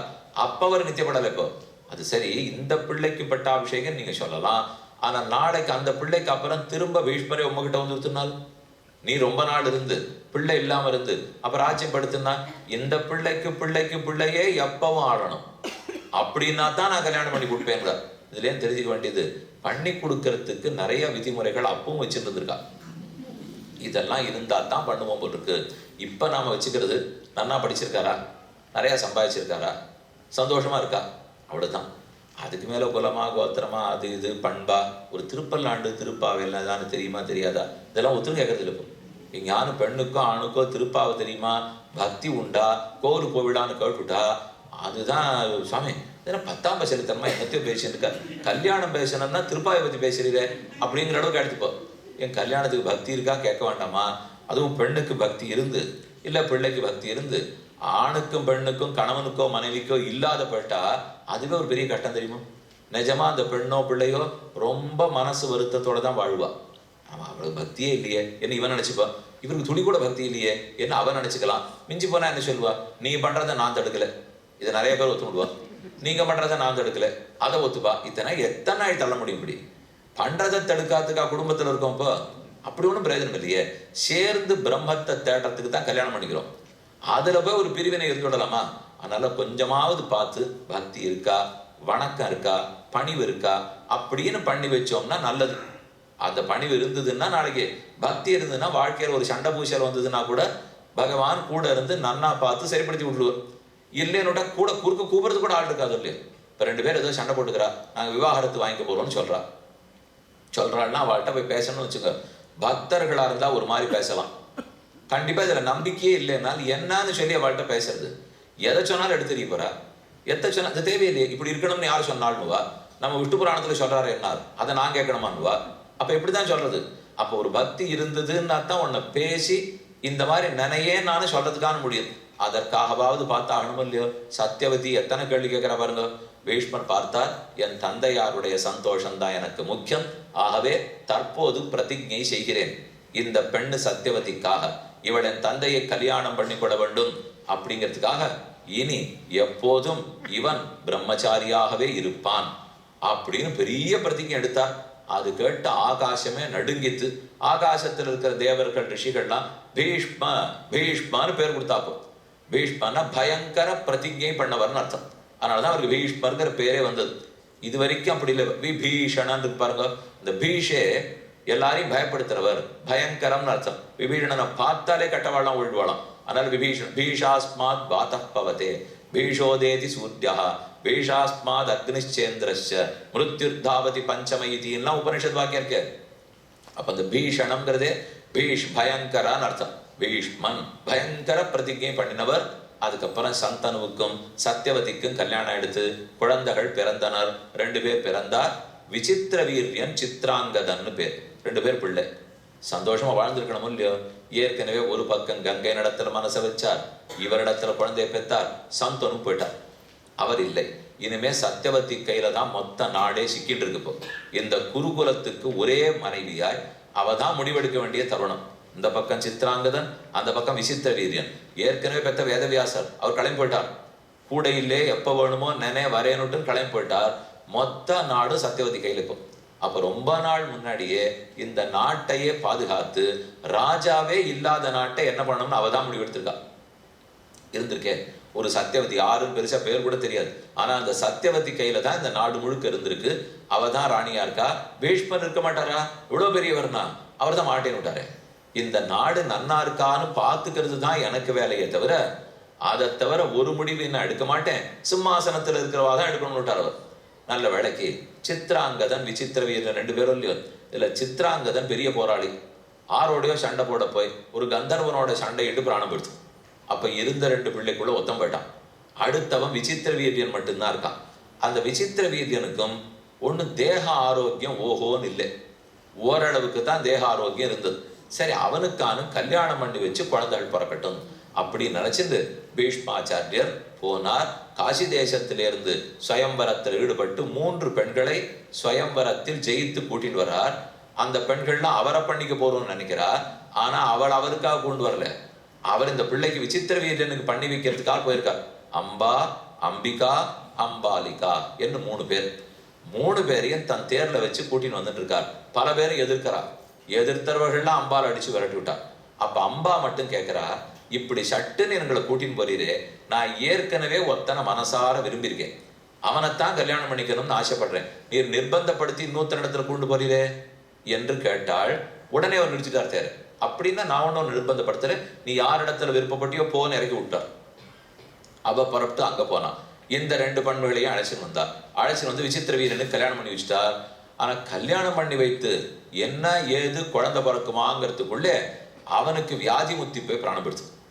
அப்ப அவனும் இல்லை. இப்போ சத்தியவதி இருக்கா, 2 மருமகள் கூட இருக்கா. இவ்வளவுதான் இப்ப நாட்டுக்கு. சத்தியவதி பார்த்துக்கணும், கூட 2 பேர் மருமகள் இருக்கா, சின்ன பெண்கள். இதுக்கு மேல எப்படி நாட்டை நடத்துறதுங்கிறது அவளுக்கு புரியல. இந்த சமயத்துல மறுபடியும் யாரை கேட்க முடியும்? இப்போ நமக்கு கஷ்டம் வந்தா கூப்பிடுன்னுட்டு வேதவியாசர் சொல்லிட்டு போயிருக்கார். கிருஷ்ண துவைபாயனர் பாதராயணர் அவரை கூட்டி இதுக்கு முடிவு பண்ணுவோம். நல்ல கஷ்டமான நிலைமையில ஒவ்வொன்றா முடிவெடுக்கிறான் அந்த பெண். வேதவியாசரை சொல்லிவிட்டா ஒரு பக்கம் அவர் வரார். இதற்குள்ள இன்னொரு ஆபத்து வந்துடுது. இந்த ஒரு அம்பா கிளம்பி நான் யாரையோ கல்யாணம் பண்ணிக்கணும்னு போனாலும் இல்லையோ, போன இடத்துல அவன் சொன்னான், வாஸ்தவன் நீ என்னை விரும்பினது, ஆனா எப்ப பீஷ்மர் உன்னை சிறை மீட்டு போயிட்டாரோ இனிமே நீ அவருக்கு சொத்து. அதனால நான் உன்னை விரும்பி பிரயோஜனம் இல்லை, நீ அங்கேயே போயிட்டு வானுட்டான். இவ இங்கே இல்லையோடு திரும்பி வந்தா. வந்து பீஷ்மரை கேட்டா, எப்ப நீ அவனை விரும்பி விட்டாயோ அப்ப இங்கே சேர்த்துக்க முடியாதுன்னுட்டா. இங்க போறதா தெரியல, அங்க போறதா தெரியல. அவளுக்கு படுகோபம் வந்து உம்மை கொல்வதற்கு நாமே காரணமாக இருப்போம் என்று சொல்லிவிட்டு நெருப்பில் குதித்து விட்டாள். அவள்தான் இறுதியில் துருபதராஜனுடைய மகளாக பிறந்தாள். ஆனா பெண்ணா மாறுதலுக்கு உட்பட்டு சிகண்டிங்கிற பேரோட இருந்து அர்ஜுனுடைய தேரில் நின்று பீஷ்மாச்சாரியரை வீழ்த்தினதே சிகண்டி. அப்ப அந்த பீஷ்மர் பண்ண குற்றத்துக்காக ஒரு பெண் எடுத்த சபதம் அது. அதுல இருந்து நம்ம புரிஞ்சுக்கிறது வேணும் நினைச்சுட்டா சுவாமி. சபதம் எடுத்தாள், நெருப்பில் குதித்தாள், திரும்ப நெருப்பில் உருவானாள். 3 பேர் உருவானாள். யாக்ஞசேனின்னு பேரு. திரௌபதிக்கு ஒரு 100 பேர் இருக்கு. யஜ்ஞத்திலேருந்து உருவானபடியால் யாக்ஞசேனி. திருஷ்டத்யும்னன் உடன் பிறந்தவன், சிகண்டி உடன் பிறந்தவன். இதுல ஒரு ஆண், ஒரு பெண், ஒரு அலி. ஏன்னா அவன் பெண் ஆண் மாறி இருக்கிறதுனால அப்படின்னு வச்சுட்டு இருக்கா. இந்த 3 பேருமே துருபதன் தான் பெற்றார். அதுல ஒரு திருஷ்டதும்னன் துரோணம் போறதுக்கு காரணம், ஒரு சிகண்டி பீஷ்மர் போறதுக்கு காரணம், ஒரு திரௌபதி பாண்டவர்களை கல்யாணம் பண்ணிட்டு துரியோதன குலமே அழியறதுக்கு காரணம். 3 பேரை பெற்றார் சுவாமி. 3 பேரும் ரொம்ப நல்லா பண்ணிட்டா போட்டிருக்கு. இப்போ ஒரு திருஷ்டத்யும்னனா இருந்தா துரோணரை கொண்டுட்டார், ஒரு சிகண்டியா இருந்தா பீஷ்மரை கொண்டுட்டார், ஒருத்தியா இருந்தா திரௌபதி. இத்தனை பேரும் போறதுக்கு காரணமா இருந்துட்டா. இருந்ததுன்னா அவரவருக்கு குற்றம் இருந்திருக்கு, அவவா பண்ண தப்பு, அதனால அவரவர்கள் போயிட்டா. இந்த கதை இந்த பக்கம் ஞாபகம் வச்சுங்க. அப்போ 2 பேருக்கு அந்த பிள்ளை கல்யாணம் பண்ணி வச்சாலும் 2 மருமகள்கள் இப்ப கைம்பெண்களா இருக்கா. என்ன பண்றது தெரியல. இதற்குள்ள ஏற்கனவே ஒரு விரோதத்தை வேற பீஷ்மர் சம்பாதிச்சுட்டார். நாடு என்ன ஆக போறது? பீஷ்மர் ஒரு தேவையில்லாத பிரார்த்தனையை வாங்கினுட்டார். அவர் பகவானிடத்திலே வேண்டி இந்த பிரார்த்தனை, எனக்கா இந்த நாடு நன்னா இருக்குங்கிற திருப்தி ஏற்பட்டு எல்லாரும் சௌக்கியமா இருக்கா என்கிற மனசாந்தி எப்ப ஏற்படுறதோ அப்ப நினைச்சுதான் நான் உயிரை விடுவேன். அது வரைக்கும் நான் உயிரை விடணும்னா விட வேண்டாம் இப்படின்னு ஒண்ணு வாங்கி வச்சுட்டார். பெரிய தப்பு அவர் பண்ணது தான். ஆளா ஓஞ்சி சமுத்திர ஸ்நானம் பண்ணவே முடியாது. நம்ம குடும்பம் ஓஹோன்னு இருக்க போறதுன்னு பார்த்துட்டு நம்ம கிளம்பணும்னா உட்காந்துருக்க வேண்டியதான். அதெல்லாம் கிளம்புறதுக்கே முடியாது. என்னைக்கு எது நடந்தாலும் அடுத்தது ஒரு ஆபத்து வரத்தான் போறது. இது சரியாப்படுத்துன்னா அது சரியாப்படுத்துன்னா அது. கூறத்தாழ்வான் விசாரித்து சொன்னார். ரொம்ப கவலையா இருந்தது. நான் போயிட்டா என் குடும்பம் என்ன ஆகும், யார் காப்பாத்துவாளோ தெரியல. அப்புறம் தான் ஒண்ணு புரிஞ்சது. நான் போன அப்புறம் குடும்பம் தெளிஞ்சு நன்னா இருந்தது. நான் இருக்கிற வரைக்கும் தான் ரொம்ப கட்டப்பட்டது. கிளம்பின பாருங்க, எல்லாருமே திருப்தி ஆயிட்டா. நான் இருந்துதான் கெடுத்திருந்தேன் போல் இருக்கு எல்லாரும் இப்போ என்றே கூறத்தாழ்வான் பஞ்சஸ்தவத்துல கூறிக்கொள்ளுகிறார். அப்ப சத்தியவதி வேதவியாசரை நினைக்க வியாசர் வந்தார். தாயே, எதற்காக நினைத்தீர்? எனக்கு வேற வழி இல்லை, ராஜ்யத்துக்கு வாரிசு இல்லை, முடிவெடுக்க வேண்டிய நிர்பந்தத்துல இருக்கேன். தர்மசாஸ்திரம் எல்லாம் புரட்டி பார்த்துட்டேன். எனக்கு இப்ப எப்படி வாரிசு கொண்டு வருதுன்னு தெரியல. பீஷ்மரிடத்துல கேட்டேன். அந்த காலத்துல இன்னொரு வழக்கம் வச்சுருக்கா, ராஜ்யத்துக்கு வாரிசு இல்லாமல் போய்விட்டால் வேறொரு ஆணோட வாரிசு கொடுக்க வேண்டியவள் கல்யாணம் புரிந்து கொண்டு பிள்ளை பெற்று கொடுக்கலாம்னு ஒரு சமுதாய ஏற்பாடு இருந்திருக்கு. அது ராஜ குடும்பங்கள்ல வச்சிருந்திருக்கா. இப்பதெல்லாம் எதுவும் இல்லை. அதைத்தான் நான் போய் சொன்னேன். அது யுகம் வேற, இது யுகம் வேறு. இதை போல ஒரு நடைமுறை அந்த யுகத்துல இருந்திருக்கு. பீஷ்மர் இடத்துல கேட்கிறாள், நீ குழந்தை கொடுக்க முடியுமான்னு. பீஷ்மர் அப்படியே மறுத்துட்டார். கிடையவே கிடையாது தாயே, நான் இருக்கிறது பிரதிஜையோட. இனி நான் பெரிய பிரம்மச்சாரி. உலகத்துல 2 பேரைத்தான் பிரம்மச்சாரி ரொம்ப நன்னா கொண்டாடுவாளாம். அன்னத் காங்கேயாது, காங்கேயன் ஒருத்தர், பீஷ்மர், ஹனுமான் ஒருத்தர். இந்த 2 பேரை தவிர யாரு தான் மயக்கத்துக்கு ஈடுபடாதவா. மொத்த பேரு லௌகிகத்துல மயங்கினவா. இந்த 2 பேர் மட்டும் அப்படியே மயங்காதவா. எல்லாருக்குள்ள இருக்கா. ஆனா துளி கூட அவளுக்கு மயக்கம் இல்லையே. சீதையை தேடுறதுக்காக ஹனுமான் போறார். அப்படியே லங்க முழுக்க தேடுறார். எங்க போய் பானசாலைகள் எல்லாம் தேடுறார், பெண்கள் கூடுற விடுதிகள் எல்லாம் தேடுறார். அவ அங்கங்கே அப்படி புடவை சரியில்லாம, உடுப்பு சரியில்லாம, தலை கலைஞ்சி போய் எங்கெங்கயோ எப்படியோ பிடிச்சிட்டு கிடக்குறா. எல்லா நடுவுலையும் போய் உத்து உத்து உத்து உத்து பார்க்கறா ஹனுமான். ஒரு நிமிஷம் அவருக்கு கவலையா போய் வந்து மூலையா உட்காந்துட்டார். எங்க பிறந்து எப்படி வளர்ந்தேன், என்னமா இருந்தேன் நான், அது எல்லாத்தையும் விட்டுட்டு எங்கெங்கயோ பெண்கள் அலங்கோலமா கிடக்குறா. இவாளுக்கு நடுவுல வந்து யாரு யாருன்னு நான் பார்த்துட்டு இருக்கேனே, இதுக்காக நான் பிறந்தேன் அப்படின்னு நினைச்சு வந்து பரீட்சை பண்ணி பார்த்துக்கிறார். ஒருவேளை நம்மளும் இதெல்லாம் பார்த்து மயங்கி போட்டோமோ? எப்படி மயக்கணும்? மனசு தெளிவா இருக்கா, கலங்கி இருக்கான்னு பார்ப்போம். மனசு தானே காரணம். திரும்ப நாம என்ன நினைச்சோம், எதெல்லாத்தையும் பார்த்தோம் அப்படி மனசுல இழுத்து பார்த்தால் அதே ராமன் தான் மனசுல வந்தாராம், பார்த்த ஒத்தியும் வரலையாம், முடிச்சு விட்டார். அப்ப கவலையே இல்லை. எத்தனை பேரை பார்த்தா எனக்கு என்ன, இப்போ மனசுல ராமன் தான் இருக்காருன்னு விட்டா போரும் இல்லையோ. மனசு வசப்பட்டுடுத்து கண்ணு காது மூக்கால ஒண்ணுமே பண்ண முடியாது. அப்ப பிரம்மச்சாரி ஹனுமான், பிரம்மச்சாரி பீஷ்மர், அவரிடத்துல போய் சத்தியவதி கேட்டா மாட்டே விட்டார். சரி, அப்ப வியாசர் இடத்துல தான் கேட்கணும்னு கூப்பிடுகிறாள். வியாசர் வந்தார். அப்போ சொல்றார், 2 பெண், அம்பா, அம்பிகா, அம்பாலிகா. அதுல அம்பா தான் ஆபத்து. இனி அம்பிகா, அம்பாலிகா, இந்த 2 பேருக்கு நீதான் புத்திர பாக்கியம் கொடுக்க வேணும். அவர் சொல்றார், இது ஆகுமா தாயே? நான் ஆரோ வியாசன், நான் பிறந்ததே பயனே வேறு இல்லை, இது தாயினுடைய ஆணை, கண்டிப்பா நீ பண்ணித்தான் ஆகணும்னால் சரி பண்றேன், நான் அனுகிரகிப்பேன்.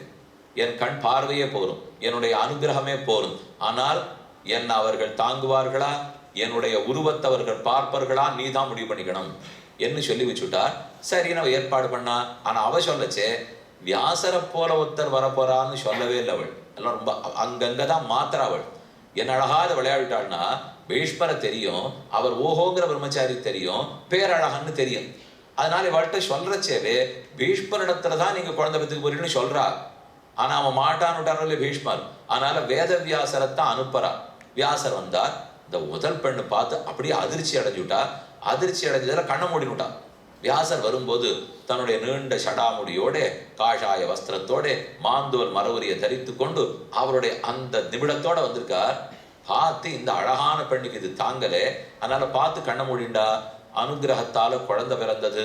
பிறந்த குழந்தை திருத்தராஷ்டிரன் கண்ணிழந்தே பிறந்தான். ஆனா ஓஹோங்கிற சக்தியோட பிறந்துட்டான். இந்த திருத்தராஷ்டிரனுக்கு தான் காந்தாரி தேவியை கல்யாணம் பண்ணி வச்சான். காந்தாரிங்கிறது ஆப்கானிஸ்தானம்னு சொல்ற முடியும், அதை தாண்டி இருக்கிறது தான் காந்தாரம், அந்த தேசம். அங்க இருக்கிற பெண்ணுக்கு தான் இவனுக்கு கல்யாணம் ஆச்சு. சுபாலன் என்ன அந்த தேசத்து ராஜா. அவனுக்கு நிறைய பிள்ளைகள் இருந்தா அவள்லாம் போயிட்டா. எப்பவுமே கொஞ்சம் இந்த குருகுலத்தவர்களுக்கும் அவர்களுக்கும் பிணக்கு இருந்திருக்கு, சண்டை இருந்திருக்கு. அதனாலதான் சகுனி இவர்களை விட்டே நான் பார், இவளால நாங்க துன்பம் அனுபவிச்சிருக்கோம் என்று சொல்லி இந்த நாட்டோட கூட வந்து இத்தனை பாடுபடுத்திருக்காரு. அப்ப காந்தாரிய திருத்தராஷ்டிரனுக்கு கல்யாணம் பண்ணி வச்சா. தெரியும் அந்த தந்தைக்கு நன்னா தெரியும் இவனுக்கு கண்ணு கிடையாதுன்னு. ஆனாலும் ரொம்ப தூரம் அந்த வெளி காட்டிக்கல. காந்தாரியம் அப்பதான் தெரிஞ்ச மாதிரி சொல்லிட்டு, நானும் கண்களை கட்டி கொள்ளுகிறேன் என்று தியாக மனப்பான்மையோட வாழ்நாள் முழுக்க கண் பார்வை இழந்தே பார்க்காமலே காந்தாரி இருந்தாள்னு சரித்திரம். அது இன்னொரு பெண், அவளை பத்தி அப்புறம் சொல்றேன். அவ இப்போதைக்கு தெரிஞ்சுக்க வேண்டியது. அப்ப மூத்த குழந்தை பிறந்தார் திருத்தராஷ்டிரன். அடுத்த பெண் அவளானா பார்த்த உடனே கண்ணை முடிக்கல, ஆனா வெளுத்து போயிட்டா, ரொம்ப பலகீனமா போயிட்டா, பயந்து போயிட்டா. பயத்துல வெளுத்து போயிட்டபடியாலே சோகை நோயோட பிறந்தான் பாண்டு. அவன் தான் அடுத்து பிறந்தது. அப்ப மூத்த பிள்ளை திருத்தராஷ்டிரன், அடுத்த பிள்ளை பாண்டு. இவ 2 பேருக்கு பிறந்தால் இந்த 2 பிள்ளையும் பிரயோஜனம் இல்லைன்னு தெரிஞ்சு போச்சு. அவ உடனே யோசிக்கிறா, இந்த பிள்ளைகளை வச்சுன்னு நம்ம நாட்டை ஆள முடியாதே, சரிவர நாட்டுக்கு ராஜா இல்ல போல் இருக்கே, வியாசரே மீண்டும் ஒரு குழந்தை கொடுக்க வேண்டும்னா அவ பார்த்தா, ஓ இனிமே நாம இவருடைய சக்தியை தாங்கிறதுக்கு முடியாது. அதனால் தன்னுடைய தாதி ஒருத்தி அனுப்பிச்சு வச்சான். அந்த பெண் ரொம்ப தெளிவான பெண், நல்ல சாஸ்திர ஞானம் இருக்கிற பெண். வியாசர் எப்பேற்பட்டவன் தெரிஞ்சவோ, கையை கூப்பிட்டு அனுகிரகத்தை ஏற்றுக்கொண்டாள். அவளுக்கு பிறந்த பிள்ளை தான் விதுரன். அதனால மதியூக மந்திரியா, ரொம்ப ஆச்சரியமா தர்மசாஸ்திரம் தெரிஞ்ச விதுரராக, யமதர்மராஜனுடைய மறு அவதாரமாகத்தான் விதுரரே பிறந்தார். யமனுக்கு ஆணிமாண்டவியருடைய சாபம், அந்த சாபவசத்தாலே பூலோகத்துக்கு போய் பிறக்கணும் என்ன அவருக்கு சாபம். அதற்காகத்தான் விதுரரா பிறந்து இருந்திருக்காருனா எத்தனை நீதி சொல்லியிருக்கார். விதுர நீதியில அவர் சொல்லாத அர்த்தங்களா. கண்ணனுக்கு மிக சிறந்த தோழர், அவரிடத்துல பக்தியே பூண்டவர், கடைசி வரைக்கும் இருந்து நல்லதெல்லாம் எடுத்து சொன்னார். ஒருத்தரும் கேட்காதது அவரவர் குற்றம். அப்ப இந்த 3 பேரும் பிறந்துட்டா விதுரனை கூடவே திருத்தராஷ்டிரன் வச்சுக்கிறார். நல்லது கேட்டுக்கிறார், ஆனா கேட்டுக்கிறாரே தவிர பண்ண மாட்டேங்கிறான். ஏன்னா இவர்களோட கூட பிறந்தவர் தானே. இப்போ அதே வியாசர் அருளுக்கு பிறந்தவன் தான் திருத்தராஷ்டிரன், அதே வியாசருக்கு பிறந்தவன் தான் அவன் பாண்டு, அதே வியாசர் அருளால பிறந்ததுதான் விதுரன். இந்த 3 பேருக்கும் வியாசருக்கு இது தொடர்பு. அப்ப இத்தனையுமே ஆறு நடத்திருக்கா? இதெல்லாம் யோசிச்சு பார்க்கணும். அந்த நாள்ல ஒரு ராணியினுடைய சிங்காசனத்துல உட்காந்து இந்த மாதிரிலாம் யோசிச்சு பண்ண முடியுமா சுவாமின்னா சத்தியவதி பண்ணியிருக்கா. இப்ப நமக்கு ஒரு கேள்வி, சத்தியவதியை பார்த்து நாம் என்ன தெரிஞ்சுக்கலாம்? என்ன தெரிஞ்சுக்கிறதா சுவாமி? அயோமயமா இருக்குப்பா, அவ என்ன பண்ணியிருக்காள்னு எங்களுக்கு புரியல. அதனால சத்தியவதியை பார்த்து நாம தெரிஞ்சுக்கலாமான்னால் தெரிஞ்சுக்கணும். அவ என்ன பண்ணிட்டா, எல்லா முடிவையும் எனக்கு எடுக்க தெரியும் எனக்கு எடுக்க தெரியும்னு இருந்தா. குலகுருன்னு ஒருத்தர் இருந்து அவரை கேட்டு முடிவெடுத்துக்கணுமா இல்லையா? இது பெரிய வித்தியாசம் திரேதாயுகத்துக்கும் துவாபர யுகத்துக்கும். ஆனானப்பட்ட தசரதனாவே இருந்தா கூட வசிட்டரை கேட்காம ஒரு காய் நகர்த்த மாட்டான். எது சொன்னாலும் அவர் சொன்னாதான். விஸ்வாமித்திரர் வந்து ராமனை கேட்கிறார், தரமாட்டேன்னு மறுத்துட்டான் தசரதன். அடுத்தது வசிட்டர் பார்த்து அனுப்பிச்சு வை தசரதாங்கிறார், அனுப்பிச்சிட்டாரு. இத்தனை நாள் மாட்டேன்னு சொன்ன செஞ்சுட்டானோ இல்லையோ? அப்ப குலகுரு இருக்கார், ஆன்றோர் சான்றோர்களை கேட்டுத்தான் நாம நடக்கணும். இந்த வரமுறை திரேதாயுகத்தில் இருந்திருக்கு. அதே மாதிரி துரியோதனன் ராஜசபையில குலகுரு எங்கே காணமே சுவாமி? ஆமா, இப்பதான் வித்தியாசமே தெரியுது. கேட்கவே இல்லையே. யார் யாரு கேட்டு செஞ்சிருக்கணுமோ இல்லையோ? இல்லை. ஆனா இதே தர்மபுத்திரன் ராஜ்ய பரிபாலனம் பண்றான் பாருங்க. அவன் காட்டுல இருக்கிறச்சே கூட மார்க்கண்டேயர் வந்து பாக்குறார், துர்வாசர் வந்து பாக்குறார். தௌமியர்னு பெரிய ரிஷி, அவர் இனிமே கதை பாக்கியில. வனபர்வம் முழுக்க தௌமியர் வந்து அவளுக்கு பண்ணிருக்க உபதேசம் குறைச்சலே இல்லை. அப்ப இந்த ரிஷிகளோடையே தான் வாழறார் அவர். அவர்கள் சொல்றபடிதான் கேட்கிறார். ஆனா துரியோதனா தன்படிக்கு கேட்கவே இல்லையோ? சத்தியவதிக்கும் ஒரு குலகுரு இருந்து சொல்லி கேட்டு செய்யணுங்கிற விருப்பம் இருந்திருக்கணும். அப்ப நம்மளும் என்ன புரிஞ்சுக்கணும்னா, ஆரையானு கேட்டு செய்யணும்.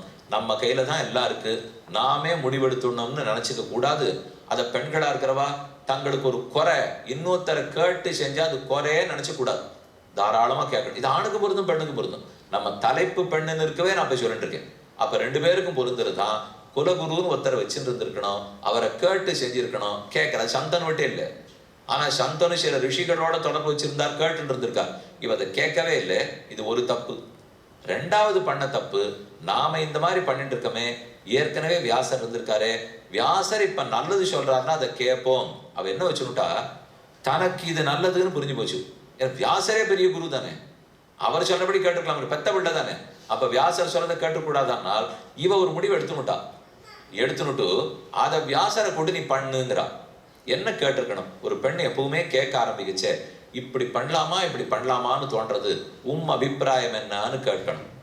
கேட்டு அதுக்கப்புறம் அதுக்கு தர்மசாஸ்திரம்ங்கிற உரை கல்லுல வச்சு உரைச்சு பார்க்கணும். எந்த பெண்ணா வேணா இருக்கட்டும், குடும்பம் நடத்தச்சே என்னவா இருக்கணும் தெரியுமோ? முதல்ல தர்மத்துல நமக்கு பங்கு இல்லைங்கிற எண்ணத்தை விட்டுடணும். தர்மத்துல பங்கே பண்ணுதான். இன்னும் நிறைய தெரிஞ்சுக்கணும். அதுவும் கடந்த ஒரு 30-40 வருஷமா போன தலைமுறைன்னு பார்த்தேன்னா ரொம்பவே தெரிஞ்சுக்காமலே விட்டுட்டான். எது என்ன நடக்கிறது அப்படின்லாம் தெரியல. ஏதோ குடும்ப பொறுப்பு பார்த்துப்பா, அது வரைக்கும் நல்லா இருந்தா. ஏதோ கதா காலக்ஷேபம் 2 கேட்பாளே தவிர எது தர்மம், நான் என்ன பண்ணணும் நீ என்ன பண்ணணும் இதெல்லாம் ரொம்ப அவர்களுக்கு தெரிஞ்சின்றதே கிடையாது. இந்த தலைமுறை ரொம்ப தெரிஞ்சுக்கணும்னு பாடுபடுறா. தெரிஞ்சுக்கணுங்கிற விருப்பம் இருக்கு இப்போ. ஆனா தெரிஞ்சுட்டு பண்ணணும்னு வரச்சே கலியுகம் படுத்துது. இப்ப சரி பண்ணணும்னு தோன்றது, ஆனா காலம் ரொம்ப தூரம் மாறி போச்சு இல்லையோ? அப்ப நாமா முடிவெடுத்துடக்கூடாது. தர்மம்ங்கிற உரை கல்லுல உரைச்சி முடிவெடுக்கணும். எந்த பெண்ணுக்கும் இன்னொருத்தரை கேட்கறமே குறைஞ்சு போடுவோம் இந்த எண்ணம் இருக்கவே கூடாது. தாராளமா கேட்டு செஞ்சிருக்கலாம். வேதவியாசர் சொன்னதையான செஞ்சிருக்கணும். இவன் என்ன குறுகிய கண்ணோட்டம் வச்சுட்டான்னா, வியாசர் குழந்தை வேண்டாங்கிறார், அப்ப நான் எப்படி நாட்டை ஆடுவேன்? இதுதான் அவ கவலை. இப்போ வாரிசு இல்லாத படுமே நம்ம கையிலேருந்து ராஜ்யம் நழுவிப்பட போறதே என்று அவள் நினைச்சிருக்கிறார். வியாசர் சொல்றார், இதெல்லாம் பகவானுடைய சட்டம், சாஸ்திரம் எப்படியோ பார்த்துக்கும், அவசரப்படாதே, நான் சொல்றதை நீ கேளுங்கிறார். இல்லே ராஜ்யம் அராஜகமா படக்கூடாது, நான் முடிவெடுத்துட்டேங்கிறார். அப்ப நான் முடிவெடுத்து விட்டு இத்தை செய் என்று சொன்னா சுமாராத்தான் இருக்கும். இந்த முடிவு எடுக்கலான்னு இருக்கேன், அது உங்க அபிப்பிராயம் என்ன அப்படின்னு கேட்டோம்னா இன்னும் நல்லா இருக்கும். அப்பதான் வாழ்க்கையை சுகமே ஓட்டுறதுக்கு முடியும். இப்போ இது கேட்பா, அமாவாசை தர்ப்பணம் பண்ணணுமா, சாத்த தர்ப்பணம் பண்ணணுமா, இது கயா சாதம் பண்ணிட்டு வந்துட்டா அதுக்கப்புறம் பண்ண வேண்டாங்கிறாளே, இதெல்லாம் பலரும் கேள்வி கேட்பா. கேட்கறச்சே இவ ஒரு முடிவு எடுத்துனுட்டு உபன்யாசகர் என்ன சொல்றார் பாப்போன்னு கேட்கக்கூடாது. நான் இப்படி பண்ணிட்டு இருக்கேன், அது உங்க வேதத்துல எங்கேயானு இருக்கா பார்த்து சொல்லுங்க. அப்படி பண்ண முடியாது, வேதத்துல இருக்கிறத நீங்க பார்த்து பண்ணணும். அதுக்கு நீங்க ஒரு முடிவு எடுத்துனுட்டு அது புஸ்தகத்துல இருக்கா பாருன்னா, புஸ்தகத்துல இருக்கிறத பார்த்து நம்ம பண்ணமே தவிர நம்ம முடிவு எடுத்துட்டா புஸ்தகத்துல இருக்க இல்ல உங்களுக்கு தெரியறதா பார்த்தேன்வா. இப்போ இது என்ன ஆபத்தா வச்சுப்போ, உங்களுக்கு தெரியறதா நான் சாஸ்திரம் சொல்லியிருக்கு, நமக்கு தெரிஞ்சு நாம பண்ண முடியும். இந்த தப்ப சத்தியவதி பண்ணிவிட்டான். அவ தானா முடிவெடுத்தா. ஈஸ்வரோகம் போகி ஆட்யா அபிஜனவான். ஆனா ரொம்ப வலிமையான கதாபாத்திரம். இல்லைன்னா அதெல்லாம் நினைச்சு பார்க்கறதுக்கே பயமா இருக்கு நமக்கு. அந்த பீடத்துல உட்காந்து நாடே எதிர்பார்க்கறது.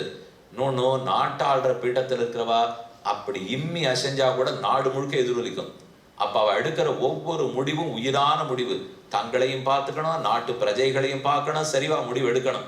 எடுத்தாள், எடுத்தது சிலது சரியாயித்து, சிலது தப்பி போயித்து. குழந்தைகளை கொண்ட வரைக்கும் கொண்டுட்டா. ஆனா ஒருத்தனுக்கு கண் இல்லாத போச்சு, ஒருத்தனுக்கு சக்தி இல்லாத படுத்து, 2 பேராலையும் நாட்டை ஆள முடியல. கடைசியில வந்த வாரிசுகள் எல்லாருக்கும் சண்டை. கடைசியில எங்க போய் முடிஞ்சது? குரு குலமே அழிஞ்சு போச்சு. அவ எதை ஆசைப்பட்டிருக்காளோ அப்படியே எப்படி போய் முடிஞ்சிருக்கு. இப்போ இந்த பக்கம்லாம் அர்ஜுனுடைய சைன்யம், 7 அக்ஷௌகிணி சைன்யம், இதெல்லாம் பாண்டவ சைன்யம். இந்த பக்கம் கௌரவ சைன்யம் 11 அக்ஷௌகிணி சைன்யம், 18 அக்ஷௌகிணி சைன்யம், லட்சக்கணக்கான பேர். குருக்ஷேத்திரத்துல யுத்தம். இது இத்தனை பேர்ல யார் சுவாமி பொழைச்சா? சாதாரணமா சண்டைனால் அநேகமா யார் ஒரு திரைப்படமா இருக்கட்டும், நாடகமா இருக்கட்டும், அதுல ஒரு தலைவர் இருப்பார் இல்லையோ, 6 முக்கியமான நடிகரோ, அவர் எல்லாரையும் பந்தாடுவார், எல்லாரையும் அடிப்பார். ஆனா அவருக்கு ஒரு கீத்து கூட விடாது. அவர் உடம்புல பார்த்தீங்கன்னா ஒரு துளி சாய்ப்பு கூட இருக்காது. ரொம்ப நல்லா இப்போ மரத்தை சுற்றி பாட்டெல்லாம் பாடுவார், எல்லா இடத்துலையும் போய் நல்லா சண்டையெல்லாம் போடுவார். அவ்வளோதான். அவருக்கு ஒன்றுமே ஆகாதனால் அதை போல ஒருவேளை பாண்டவர்கள் பக்கம் ஒத்துருமையை போகாமல் மொத்த பேர் கௌரவாட்ட போயிட்டாலோ, 2 பக்கமும் சேர்த்து பாக்கி உயிரோடு இருந்தது 7 பேர். இத்தனை அக்ஷௌகிணி சைன்யத்தில் 11, 7, 18 அக்ஷௌகிணி சைன்யத்தில் அத்தனை பேர் அழிஞ்சு போயிட்டா. யாருமே இல்லை. பாண்டவர்களுடைய வாரிசு ஒத்தரும் கிடையாது. 100 பேர் துரியோதனாதிகள் மொத்த பேரும் போயிட்டா. துரியோதனம் பிள்ளை, துச்சாதனம் பண்ண அத்தனை பேரும் போயிட்டா. அவ பக்கத்துல யார் இருந்தார்? சுவாமி இவா தான் 3 பேர். ஒரு கிருபர் இருந்தார், அஸ்வத்தாமா இருந்தார், கூட ஒருத்தர் இருந்தார், அவ தான். இவா 5 பேர். இப்படிதான் மொத்த பாக்கியே. இப்போ உப பாண்டவர்கள்லாம் போயிட்டா, திரௌபதியினுடைய பிள்ளைகள்லாம் போயிட்டா, தம்பிகள்லாம் போயிட்டா, யாரும் மிச்சமே. இதுதான் சத்தியவதி நடந்ததெல்லாம் கடைசியில போய் முடிஞ்சது. அவ எந்த குடும்பம் ஓஹோன்னு இருக்கணும்னு நினைச்சாலோ எதுவும் இல்லாமலே போயிடுத்துப்போ. ஒரு காரணம் என்னவா இருந்திருக்கணும்? எல்லாம் நல்ல முடிவா எடுத்தா, ஆனா தானா எடுத்துட்டா. அதை தான் முடிவெடுத்தா நடக்கும் நினைத்தாலும் இல்லையோ, அது இல்லாமல் எங்க சுவாமி நாங்க போய் கேட்க முடியும்? நாங்க எங்கேயோ 10,000 மைல் தள்ளி இருக்கோம். எதுக்கு எடுத்தாலும் அவளை கூட்டு தொந்தரவு பண்ணா எங்க நிலைமை அவளுக்கு விளக்கறதுக்கே ஒரு நாள் ஆகும். இதுக்கப்புறம் அவ ஒன்று சொல்லணும், அது 50 வருஷத்துக்கு முன்னாடி கதையா இருக்கும். அது இங்க ஒத்தே வராததா ஒரு பதில் சொல்ல போறப்போ அப்ப கேட்டு பண்ண முடியுமானால் அதுக்கு ஒரு வழி இருக்கு. இவ இன்னொன்னு என்ன பண்ணிட்டா, தெய்வ பலத்தையும் குறைச்சலா நம்பிட்டா. சத்தியவதி ஒரு ரிஷி பலத்தை நம்பி இருக்கணும், வியாசர் சொன்னதை கேட்டிருக்கணும். இல்லை தான் ஆராதிக்கிற பெருமாள் இருக்காரோ இல்லையோ, அப்ப அவரிடத்திலேயான்னு கொஞ்சம் ஒரு நெருக்கத்தை வளர்த்துன்னு இருக்கணும். எல்லா பெண்ணாலையும் இது முடியும். நல்லா ஞாபகம் வச்சுக்கோ. ஏன்னா பூ சமர்ப்பிக்கிறது பெண்ணு தான், பிரசாதம் சமர்ப்பிக்கிறது பெண்ணு தான், தொடச்சு கோலம் போடுறது பெண்ணு தான், இந்த பெருமாளுக்கு வேண்டியது எல்லாத்தையும் பார்த்துக்கிறது பெண்ணு தான். அப்ப அவளுக்கு ஒரு நெருக்கம் அந்த பகவானோடு உண்டு. அந்த நெருக்கத்தை வச்சுன்னு அடி எப்படி முடிவெடுக்கான்னு இருக்கிறேன் சரிதானான்னு நெக்குருகி பிரார்த்தித்து வீட்டு பெருமாள்கிட்ட கேட்கணும். இது கேட்க முடியும். இது கொஞ்சம் சுலபம் தானே. ஏன்னா வேற யார்ட்டையான்னு கேட்கணும்னா கூட நம்ம கொஞ்சம் ஆணவம் இடம் கொடுக்காது, செருக்கு இடம் கொடுக்காது. நான் போய் யார்கிட்ட கேட்கறதுன்னு நினைக்க தோணும். பெருமாளை தானே கேட்க போறோம். இப்போ அதுக்கு ஒன்றும் ஆணவம் இல்லை, செருக்கு இல்லையே, இப்போ கேட்கலாமே. அப்ப அந்த அடிபணிதல், நெக்குருகுதல், 2 சொட்டு கண்ணீர் விடுதல், இது இருந்ததுன்னா தாராளமா பகவான்கிட்ட கேட்டுக்கலாம். கேட்டுருக்கணும் சத்தியவதி. ஆனா கேட்காமலே விட்டுட்டா. நம்ம சட்டுன்னு அழறோம். சாதாரணமா சொல்லுவா, பாலானாம் ரோதனம் பலம். குழந்தைகளுக்கெல்லாம் அழறதுதான் பெரிய பலம். பெண்களுக்கும் சில அப்படியே மடுக்குன்னு சட்டுன்னு ஜலம் வந்துடும். இன்னும் பேசிட்டே இருக்காள், ஓன்னு அழறாள். என்னார் தெரிய சுவாமி அவ்வளவு தூரம் அழறாப்போ இப்படி உலக விஷயத்துக்கெல்லாம் சின்னத்துக்கு அழுதுட்டோம்னால் ஆகாது. பகவான் இடத்துல அழுதுட்டோம்னால் உலக விஷயத்துக்கு அழவே வேண்டாம். அதை விட்டுட்டு லோக விஷயத்துக்கு சட்டுன்னு அழுதுட்டோம்னால் கடைசியில எதுக்குமே அழுதுட்டே இருக்க வேண்டியதான். அப்ப அழுகிறதோ பிரார்த்திக்கிறதோ அவரிடத்துல செய்யணும். அதை பகவான் இடத்துல செஞ்சுட்டோம்னா வாழ்க்கையை நலம் பெற்றிருக்கும் இல்லையோ. இதையும் சத்தியவதி விட்டுட்டா. சான்றோர் சொன்னதையான்னு கேட்டுக்கணும், வீட்டுல இருக்கிற பகவான் இடத்துலயான்னு பிரார்த்திச்சுட்டு இருக்கணும். இந்த 2 பண்ண தப்பு சரி. குழந்தைகள் பிறந்தாச்சுப்போ இனிமே இவாளு கல்யாணம் பண்ணுமே. இப்ப சத்தியவதி கதாபாத்திரம் முடிஞ்சு போச்சு. இனிமே அடுத்த கதாபாத்திரத்துக்கு வருவோம். குந்தி தேவி கதாபாத்திரம். ஓ, சத்தியவதி இப்படி இருந்திருந்தா இன்னும் காலம் போறது, துவாபரம் முத்தருது, முடிய போறது. இன்னும் கிட்டக்க வர கண்ணன் வந்துட போறார். கண்ணன் வந்த பிற்பாடு இன்னும் துவாபர யுகம் முடிஞ்சு போயிடும். இன்னும் காலம் கட்டுட்டே போறது இல்லையா. குந்தி காலத்துல என்னாச்சுன்னால் சத்தியவதி காலத்துல யாரும் எதிர்த்து வந்து சதித்திட்டம் தீட்டி ஒத்தரொத்தெல்லாம் கொல்லவே இல்லை. அதெல்லாம் தேவையில்லை. ஆனா சத்தியவதிக்கு அடுத்து குந்தி வந்தாலும் இல்லையோ, அந்த ஆபத்து முழுக்க சந்திக்க வேண்டியதா போச்சு. அவள் குந்தி தேவிக்கு முதலிலிருந்தே ஆபத்து. குந்தி பிறந்தது யாருக்குன்னு பார்ப்போம். சூரசேனன்னு ராஜா. குக்குர வம்சம், பஜமான வம்சம்னு 2 வம்சம், எல்லாமே சந்திர வம்சம். அவர்களுக்கு யயாத்தின்னு சொன்னேன், எதுன்னு சொன்னேன்னு இல்லையோ, அவர்கள் வம்சத்துல குக்குர வம்சம், பஜமான வம்சம். அதுல ஓர் வம்சத்துல தான் தேவகி பிறக்கிறார், இன்னொரு வம்சத்துல தான் வசுதேவர் பிறக்கிறார். வசுதேவருக்கு கூட பிறந்தவர்கள் பல பெண்கள். அதுல ஒரு பெண்ணு, மூத்த பெண்ணு தான் பிருதா.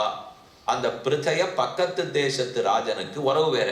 அந்த ராஜாவுக்கு இவர் கொடுத்துட்டார், குந்தி போஜன்னு பேர் கொடுத்து, அவளுக்கு குந்தின்னு பேர் அடிச்சு.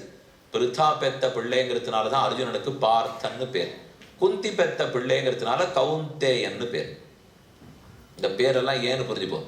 குந்தியினுடைய மகனும் இல்லையோ கவுந்தேயன், பிருத்தாவனுடைய மகனும் இல்லையோ பார்த்தன். அடிக்கடி கண்ணன் ஹே பார்த், ஹே பார்த்தன் கூப்பிடுறாரு இல்லையோ. பார்த்தா பார்த்தான்னு சொன்னா கண்ணனுக்கு ரொம்ப விருப்பம், அத்தை பிள்ளை. அதனால கண்ணனுடைய தகப்பனார் வசுதேவர், கூட பிறந்தவ குந்தி. அந்த குந்தி தேவியினுடைய தந்தை இவ பொண்ணு பிறந்த பிற்பாடு அப்புறம் அவர் குழந்தைகள் பிறந்துடுச்சு. குந்தி பிறக்கிற வரைக்கும் அவருக்கு குழந்தை இல்லை. ஆனா குந்தியை தத்தெடுத்து வந்துட்டார்.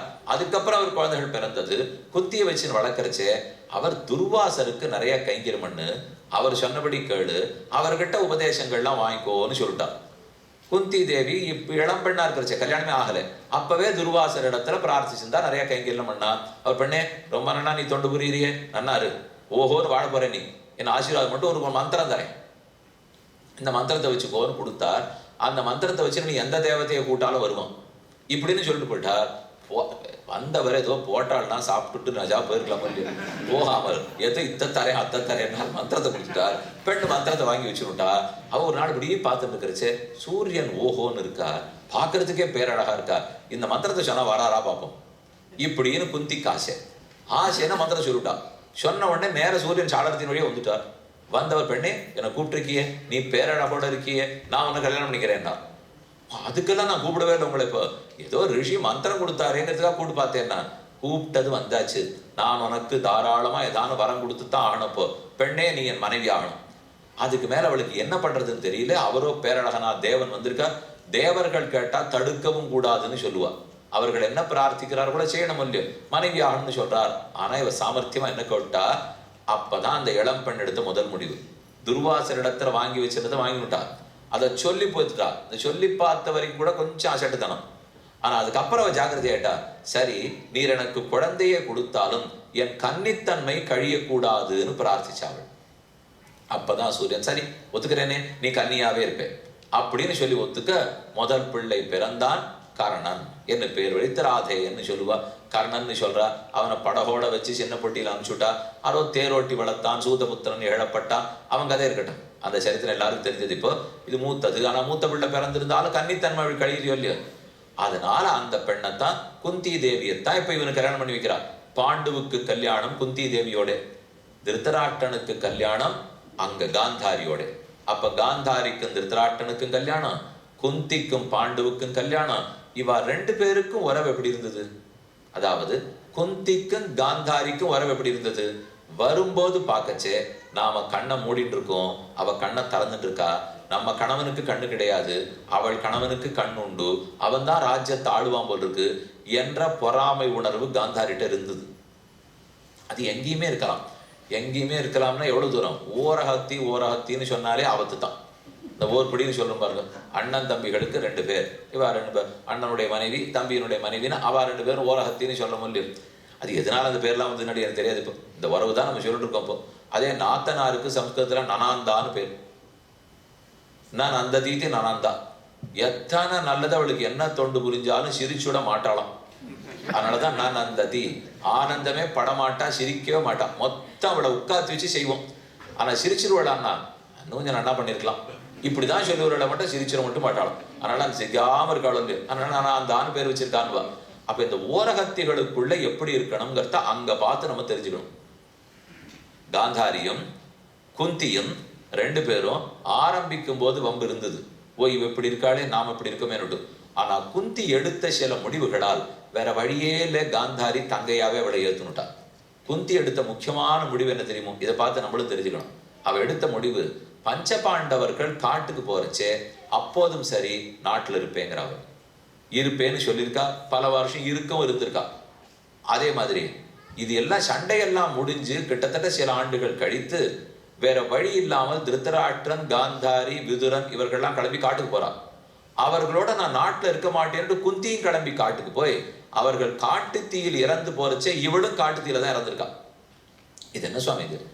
இத்தனை தூரம் ஜெயிக்கிறதுக்காக தூண்டி விட்டவளுடைய குந்தி தான் அவதான் சொல்றா, இது எப்படி உன் ராஜ்யத்தினை விட்டு கொடுப்பியா என்று பார்த்து பார்த்து இந்த 5 பிள்ளைகளுக்கும் நன்னா ஊரு ஏத்தி சொல்லி கொடுத்து சண்டை போடுங்கிறளவு சொல்லிவிட்டா. ஆனா அது கிடைச்சிருத்தோ இல்லையா ராஜ்யம், கிடைச்ச ராஜ்யத்தோட திருப்தியா வீட்டுல இருந்தாளான்னா அது அவளுக்கு விருப்பம் இல்லை. காட்டோட தன்னுடைய மைத்துனரோட தன் ஓரகத்தியோட கிளம்பி காடு போய் பிராணனை விட்டுட்டான். அப்ப அந்த கதாபாத்திரத்தை நம்ம என்னன்னு வர்ணிக்கலாம். இப்போ அவளுக்கு தேவை தங்களுடைய பிள்ளைகள் தப்பான வழியில போயிட்டா, தோத்து போயிட்டா, நாடு இல்லாம காட்டுல திண்டாடுறாங்கிற அவ பெயர் இது மாறணும்னு தான் அவளுக்கு ஆசை. வேற எந்த ஆசையும் அவள்கிட்ட இல்லை. இப்போ இப்படி அங்கேயோ பிக்ஷார்த்தியா பிச்சை எடுக்கிற வாழாட்டம் அலைஞ்சிட்டு இருக்கா கிடையாது. ராஜ்யம் அவர்களது. இதுக்காக என்னென்ன முடிவு எடுக்கணுமோ ரொம்ப நல்லா எடுத்தா. அதுக்காக நாட்டை விட்டு போகவே இல்லை, நாட்டிலே இருந்தா, கூடவே இருந்து ஓரகத்துக்கு அத்தனை கைங்கிரும் பண்ணா. அப்ப அவன் நினைச்சு பாக்குறா, இவ என்ன பண்ணாலும் என் பிள்ளைகள் என்ன அடிச்சாலும் புடைச்சாலும் நாட்டை விட்டு மட்டும் போக மாட்டேங்கிறாளேன்னு புரிஞ்சுனுட்டா காந்தாரி. அந்த எண்ணம் வந்ததுல இருந்துதான் 2 பேருக்கும் கிட்டத்தட்ட உறவு வலுத்து போச்சு. அதனால நம்மளும் ஒரு குடும்பத்தை சேர்ந்தவர்களா இருக்கோம்னால் உள்ளுக்குள்ள பிணக்கு வம்பு தும்பு எது இருந்தாலும் இதை தாண்டி இந்த குடும்பத்திலேருந்து வெளியே விட மாட்டேன், சண்டை போடவே மாட்டேன், இந்த குடும்பத்தை பச ஓட்டி நாப்பல கண்டிப்பா பிடிச்சுட்டு இருப்பேங்கிற எண்ணம் இருக்கணும். அது அவ 2 பேருக்கு இருந்தது. ஆனா ஒரு நிமிஷம் யோசிச்சு பாருங்க, சண்டை மகாபாரத போர் நடந்துட்டு இருக்கு, ஆனா 2 பேரும் உள்ள உட்காந்து பேசிட்டு இருக்கா. 2 பேர் பிள்ளைகள் தான் சண்டையே போட்டு இருக்கா. இவ பிள்ளை அந்த பக்கம் நிற்கிறான், இவ பிள்ளை இந்த பக்கம் நிற்கிறான். ஆனா 2 பேரும் ஒரே அரண்மனை உள்ள உட்காந்து பேசிட்டு இருக்காள்னா இது நடக்குமா? நம்ம வீட்லயே இருந்தா முதல் நிமிஷம் பேச ஆரம்பிச்சு சண்டைன்னு ஒண்ணு முகமொழி கிடையாது விடுவோம். இதுதான் நம்ம பண்ற தப்பு. இப்போ உறவுன்னு வந்தாச்சு, ஞாதிகளுக்குள்ள முழிக்க மாட்டேன்னு சொல்றதே தப்பு. அது பித்திருக்களுக்கு பிடிக்கிறதே இல்லையா. ஒரு அண்ணன் தம்பி உறவு 7 தலைமுறைக்கு தர்ப்பணம் பண்றோம்னு சொல்ற முடியும், 7 தலைமுறைக்கு தீட்டு உண்டுன்னு சொல்ற முடியும். அந்த ஞாதிகளை பத்தி பங்காளின்றமே அதான் ஞாதிகள். தசராத்திர ஞாதி இருப்பா, திருராத்திர ஞாதி இருப்பா, 90 நாழி ஞாதி இருப்பா. ஞாதிங்கிறது தான் பங்காளி. அவளுக்கு 10 நாள் தீட்டு பங்காளி உண்டு, 3 நாள் தீட்டு பங்காளி உண்டு, 90 நாழி தீட்டு பங்காளி உண்டு, கேட்டா குளிச்சுட்டா போருங்கிற பங்காளி உண்டு. இந்த வித்தியாசம் பார்த்துருப்பேன்னு நினைக்கிறேன். இப்போ இத்தனை நாழி உண்டு. ஆனா உங்களுக்கு செய்தி வர்றதுக்குள்ளே நாழி முடிஞ்சு போனால் போட்டு அது சரியா போச்சு சாமி. அவ சொல்லச்சேவே 3 நாள் ஆயிடுத்தான், நல்ல வேலை விட்டே போச்சுங்கிற மல்லியம். அப்ப இந்த பங்காளிகளுக்குள்ள சண்டை வந்துடுத்துனால் பித்திருக்களுக்கு பிடிக்கிறது இல்லை. இப்ப பிரிச்சு எடுத்துன்னு வச்சுங்க, அது சங்கரோ நரகாயவன்னு அர்ஜுனனே ரொம்ப பயப்பட்டான். குடும்பத்தை பிரிச்சு விட்டா நரகத்தை வந்துடும்னு எனக்கு பயமா இருக்கேன். அதனால பிரிக்காம இருந்தது குந்தி தான். காந்தாரி கூட அதுக்கு முயற்சி எடுக்கல. ஆனா குந்தியா பார்த்து காந்தாரி பிள்ளைகள் எத்தனை துன்பம் கொடுத்தாலும் குடும்பத்தை விட்டு வெளியில போடவே மாட்டேங்கிறா. திரௌபதிக்கு அத்தனை ஆபத்து. இதுல எத்த கேட்டாலும் தர்மபுத்திரன் குந்திய கேட்டுத்தான் பண்ணுவோம். 5 பேரும் அம்மாவை கேட்காத ஒரு நடவடிக்கை எடுக்க மாட்டா. ஒரே ஒரு இடத்துல மட்டும் அவ கேட்கல. முதல் தடவை சொக்கட்டா தியூத்தம் ஆட வரைச்ச கூட கேட்டுட்டு தான் வந்தா. ஒத்துனுட்டா, கத்திரியர்கள் ஆடித்தான் ஆகணும் போன அவள். ஆனா 2ஆம் தரம் தோத்த பிற்பாடு திரும்ப வச்சு ஆடினா பாருங்க, அதை மட்டும் தர்மபுத்திரன் கேட்கிறவள்கிட்ட. அதுதான் அவளுக்கு வருத்தம். அப்ப ஒரு வார்த்தை என் பிள்ளை என்கிட்ட கேட்டு இருந்தான்னா என்னான்னு நான் முடிவு எடுத்திருப்பேனேன்னு கடைசி வரைக்கும் புலம்பிருக்காள். மற்ற எல்லாத்தையும் சரியா முடிவு எடுத்துன்னு வந்தேன், இவனுக்கு ராஜ்யமும் போயிடக்கூடாதுங்கிறதுக்காக எங்கெங்க ஆறாரோட ஒத்துக்கு தெரியுமா அவள்? இவள் சொல்லித்தான் ஹிடும்பி கல்யாணம் பண்ணிட்டா. ஹிடும்பனுடைய கூட பிறந்த தங்கை ஹிடும்பி பீமனுக்கு பண்ணி வைக்கிறா.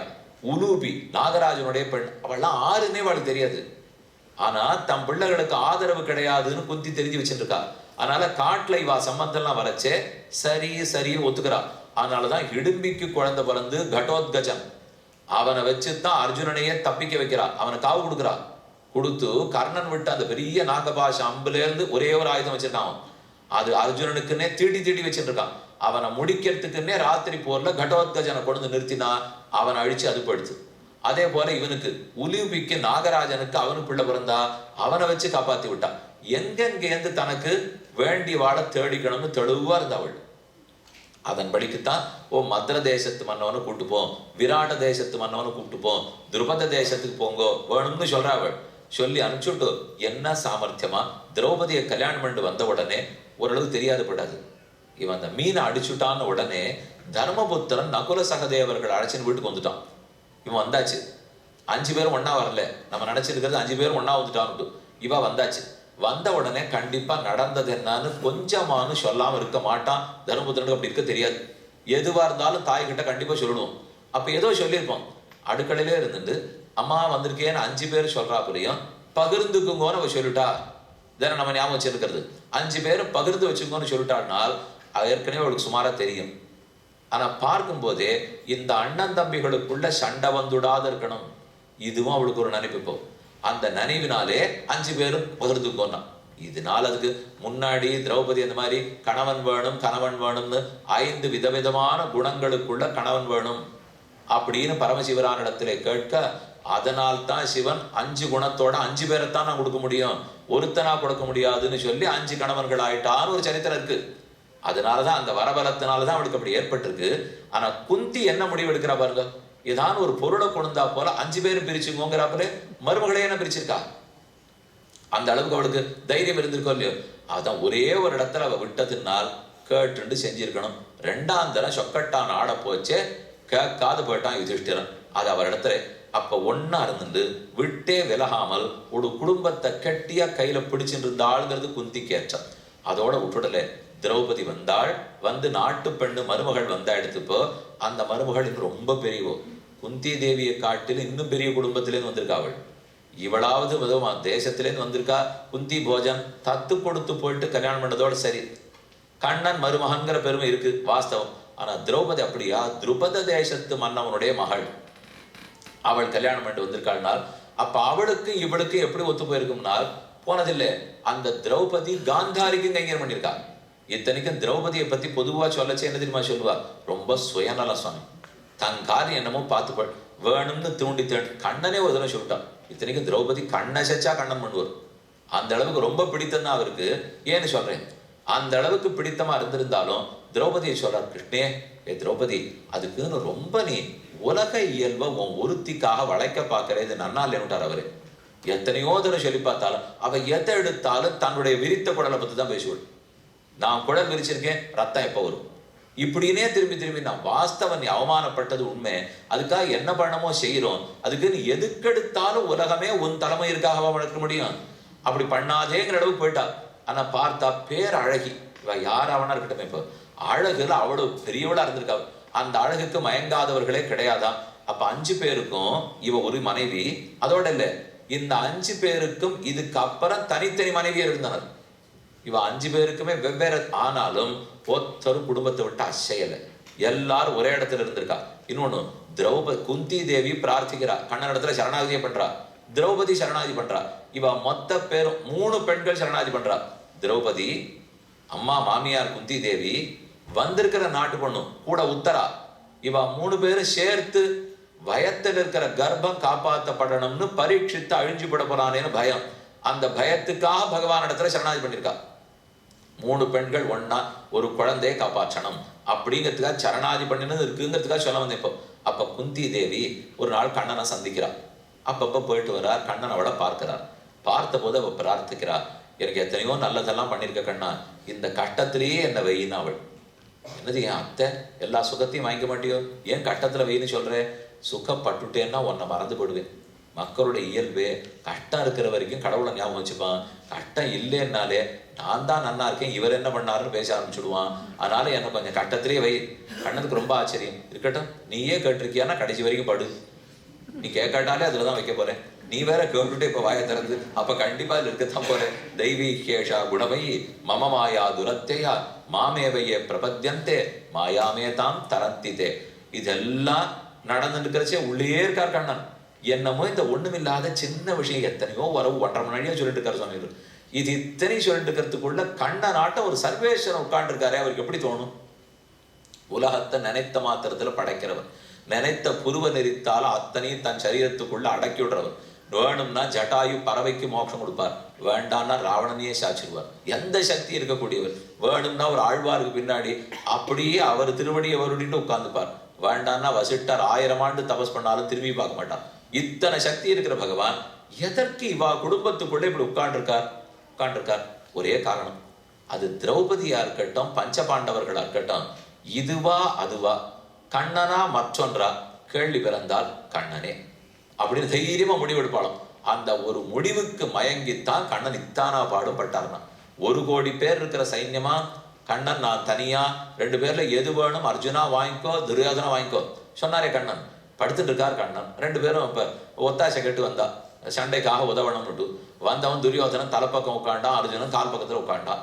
கண்ணை திறந்து பார்த்த உடனே என்ன அர்ஜுனா வந்திருக்கேன், இல்லை உதவி கேட்டு வந்தேன். சரி கேளு, நான் மட்டும் தனி இல்லை 1 கோடி பேர் இருக்கிற வைஷ்ணவ சேனை, ரெண்டுல எது வேணுமா எடுத்துக்கோ. அர்ஜுனா கேள்னார், எனக்கு வேற ஒன்னையுமே தெரியாதே கண்டா, 1 கோடி வேண்டாம் 10 கோடி வேண்டாம், நீ தான் வேணும், ஒருத்தன் தான் வேணும்னு முடிவு எடுத்துட்டான். துரியோதனுக்கு பரம திருப்தி. நல்ல வேலை அசடு அதையும் எடுத்துன்னு போட்டு நம்ம 1 கோடி பேர் எடுத்துன்னு போடும் அப்படின்னு சொல்லி ரொம்ப சிரிப்பவனுக்கு இப்போ நல்ல வேலை ஜெயிச்சுட்டுவோன்னு மாமாட்ட போனா, சகுனிகிட்ட போய் நம்ம தான் ஜெயிச்சாச்சுன்னா, என்ன மருமகனே ரொம்ப நன்னா சாதிச்சிருக்க போல் இருக்கே என்னன்னா, இல்லை அது தனி கண்ணன், நமக்கு 1 கோடி பேர். அதை விட அசட்டுத்தனமா அவர் என்ன பண்ணார், ஓ கண்ணனை வெறும் அப்படி விட்டுடாதே, அவர் கையில ஆயுதம்லாம் எடுத்து சண்டை போட்டார்னா நம்மளால ஜெயிக்க முடியாது, அதனால அவரை போய் ஆயுதமே எடுக்கக்கூடாதுன்னு சொல்லிட்டு வந்துடும், அப்ப ஜெயிச்சுடலாம்னார். கண்ணன் பார்த்தார், இவன் ஒரு முட்டாள்னா மாமா அதை விட பெரிய முட்டாள் போட்டுருப்ப, நான் ஏதோ ஆயுதத்தை வச்சுட்டா ஜெகத்தை சிருஷ்டிக்கிற அழிக்கிறேன், சங்கல்பம் சங்கல்பம் சங்கல்பம், நினைத்த மாத்திரத்தில் தான் அத்தனை அவருக்கு நடக்குமே. சதபோ தப்பியத சதபஸ்தப்துவா இதகம் சர்வம் அசிர்ஜத சதபோ தப்பியத, மீண்டும் மீண்டும் நினைக்கிறார் ஜெகத்தை படைக்கிறார். நினைத்த மாத்திரத்தில் சூரியனும் சந்திரனும் இந்திரனும் குபேரனும் யமனும் நடுங்கித்தான் தினப்படி உதிக்கின்றனர். அப்படி இருக்கிற கண்ணனை போய் ஆயுதம் எடுக்க மாட்டேன், எடுக்கலே போ என்ன அத்தையும் சொல்லி விட்டுட்டார். இந்த சமயத்துக்கு ஒரு முடிவு எடுத்தாரோ இல்லையா அர்ஜுனன், அர்ஜுனன் எடுத்த முடிவு, கண்ணா நீ தான் வேணும், கிருஷ்ணாஸ்ரயாக கிருஷ்ணபலாக கிருஷ்ணநாதாச்ச பாண்டவாக, கண்ணனே அனைத்தும்னு பற்றி இருந்தார். அதனால் தான் அவ என்ன சொன்னாலும் கடைசி வரைக்கும் அவர் கேட்டார். குந்தி தேவியினுடைய கதை மூச்சு பெறுகிறது. அப்ப குந்தியினிடத்தை தெரிஞ்சுக்க வேண்டியது, குடும்பத்தை விலகி போகாமல் சிதறி போகாமல், கெட்டியா என்ன கட்டம் வந்தாலும், பங்காளி சண்டை வந்தாலும், அண்ணன் தம்பி சண்டை வந்தாலும், அண்ணனும் தம்பியும் கூட சண்டை போட்டு 2 பேர் இருந்தாலும் ஓரகத்தி 2 பேரும் சண்டையே போட்டுக்காது இருக்கணும். அதைத்தான் நம்ம இவள்கிட்ட தெரிஞ்சுக்கிறது போதும். அப்ப ஒரு பக்கம் காந்தாரி, இன்னொரு பக்கம் இவ, அதாவது குந்தி, இவ 2 பேரும் சண்டை போட்டாளான்னா கூடவே தான் இருந்திருக்கா. ஒண்ணுமே பண்ண முடியலையே காந்தாரியால் அவளை. எத்தனை சொன்னாலும் இப்ப இந்த மாதிரி ஆயிடுத்து நாட்டை விட்டு வெளியில போன்னு சொல்லலாமான்னா, அவ இடத்துல உட்காந்துருக்கா, நகர்றது இல்லை. போன்னு சொன்னா ஊரே கொந்தளிக்கும். அதெப்படி பாண்டு மன்னவனுடைய மனைவி அனுப்புவேன்னு கேள்வி வந்துருமோ இல்லையா? இப்போ இத்தனைக்கும் பாண்டுவோட கூடி அவ ஒரு பிள்ளையும் பெற முடியாது. ஏன்னா பாண்டுவுக்கு சாபம், அவனுக்கு ஏற்கனவே சோகை நோய் வேற. அதனால பாண்டு சொல்லி ஒவ்வொரு தரமும் ஒவ்வொரு தேவதையை குறித்து இந்த மந்திரத்தை சொல்லித்தான் அவ அனுகிரகத்தால தான் இந்த குழந்தைகளை பெறாவோ. யமதர்மராஜனை பிரார்த்தித்து யுதிஷ்டிரனை பெத்துட்டா, அடுத்து இந்திரனை பிரார்த்தித்து அர்ஜுனனை பெத்துட்டா, பீமன் வாயு பகவானை பிரார்த்தித்து பீமசேனனை பெத்துட்டா, 3 குழந்தைகள். அவளுக்கு ஒரு கட்டம் வந்தது, மாத்ரி தேவியின் இடத்துல ஆசைப்பட்டுட்டார் இவர். மத்ர தேசத்து மன்னவனுடைய பெண் மாத்ரி, குந்தியை கல்யாணம் பண்ணிருந்தாரோ இல்லையோ, ஏற்கனவே எப்படியுமே வாழ்க்கை வாழறதுக்கு இவரால் முடியாது. ஆனா மாத்ரியினுடைய அழகர் ஈடுபட்டு அவளையும் கல்யாணம் பண்ணி கொள்ள அவரிடத்திலையும் இவரால் குழந்தை வர முடியாது. ஆனா குந்தி எவ்வளவு பெரிய முக்கியமான முடிவு எடுத்தா தெரியுமோ, ஓ நம்ம கணவன் ஆசைப்படுறா, அவளுக்கும் குழந்தை இருக்கணும், என்ன நம்ம குழந்தையோடு நிறுத்திக்கலாம். மாத்ரி அழகி கிட்டத்தட்ட சக்களத்தி, ஆனாலும் ஒரு பக்கம் ஓரகத்திட்டு எப்படி நடந்தினான்னு சொன்னேன். வந்த சக்களத்தின் இடத்துலையும் தனக்கு இருக்கிற ஒரு மந்திரத்தை கொடுத்து அவ ஒரு முறை அஸ்வினி தேவர்களை பிரார்த்தித்து தான் நகுல சகதேவர்களை பெறுகிறாள். அப்ப அதுக்கு இவ தான் வழிவகுத்து கொடுத்திருக்கா. இது எல்லா முடிவுமே அங்கங்க இருக்கிற ஆண்கள் எடுத்ததாவே தெரியல. இப்ப மகாபாரதத்துல முதல்ல சொல்லி வந்திருக்கேனே, எந்த முடிவான அங்க இருக்கிற ஆண் எடுத்திருக்காள பாருங்க. எதே மாதிரி இது எதே போலனால் நம்ம சாயங்கால வேலை ராத்திரி 8, 8:30 ஆச்சுன்னா அப்படி இந்த 6:30 மணி நாடகம் பார்க்குறோம் இல்லையோ, 8:30, 9, 9:30, 10, 10:30 அப்படின்னு அடுத்தடுத்து வரும் இல்லையோ, அதிலெல்லாம் பார்த்துன்னா என்னென்னமோ இந்த பெண்கள் கூடி முடிவெல்லாம் எடுத்துகிட்டே இருப்பான். இவாளை வெட்டி விடலாம், அவளை கொண்டு விடலாம், இவாளை அழிச்சு விடலாம், இந்த குடும்பத்தை அழிச்சு விடலாம், இதெல்லாம் எடுத்துகிட்டே இருப்பான். ஆனா என்ன ஆச்சரியம் தெரியுமோ, ஒரு 6 மாசத்துக்கு கதை ஓடும். ஆனா அந்த கணவன் அந்த குடும்பத்தில் இருக்காரானே தெரியாது. அவர் இருக்காரா, ஏதான வேலைகளை பார்க்கறாரா, அவருக்கு இங்க நடக்கிறது ஏதானு தெரியுமா தெரியாதா, ஒண்ணுமே தெரியாது. அவர் அப்படி கட்டின பசு மாதிரி போவார், கட்டின பசு மாதிரி திரும்பி வந்துடுவார். ஏதான அவர் தெரியுமோ, 6 மாசம் கழிச்சு மெதுவா எங்கேருந்தோ பிரம்மா தபஸ்லேருந்து எழுந்து கேட்பறேன், அதை போல என்ன நடக்கிறது அப்படின்னு மெதுவா கேட்டா தெரிஞ்சுக்க வேண்டியதான் அவர். இதை பொறுத்தா ஆயிட்டு இருக்கு. இப்போ எங்கேயோ சத்தியவதியாம் மொத்த முடிவு எடுக்கிறார். அப்புறம் 2 பேர் குழந்தைகள் பிறந்தாச்சு, நாட்டை ஆடுவான்னு பார்த்தா எல்லா முடிவையும் காந்தாரியும் குந்தியும் எடுத்துட்டு இருக்கா. அதுக்கு அப்புறமா என்னாச்சு, இப்போ எல்லாமே பேச்சு திரௌபதி பேச்சு. இது குந்தி தேவியினுடைய நாளாச்சா. அதுக்கு அடுத்தது திரௌபதி கல்யாணம் ஆச்சு. துருபதனுடைய பெண்ணானபடியால் திரௌபதி ஒரு ஹோமகுண்டத்திலேருந்து பிறந்திருக்கிறபடியால் யஜ்ஞசாலையில பிறந்தனால யாக்ஞசேனி. யாக்ஞசேனி கிருஷ்ணான்னு பேர்.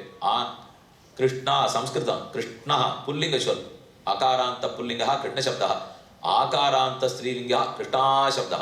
கிருஷ்ணான்னு சொன்னா எழுதுவா. இது இந்த நாளில் வந்து கணக்கு போடுறாள் இல்லையோ, நம்ம பேர் வச்சுட்டு இருக்கிறச்சே அது ஒவ்வொன்றுத்துக்கும் ஒரு எண்ணிக்கை வச்சுட்றான்.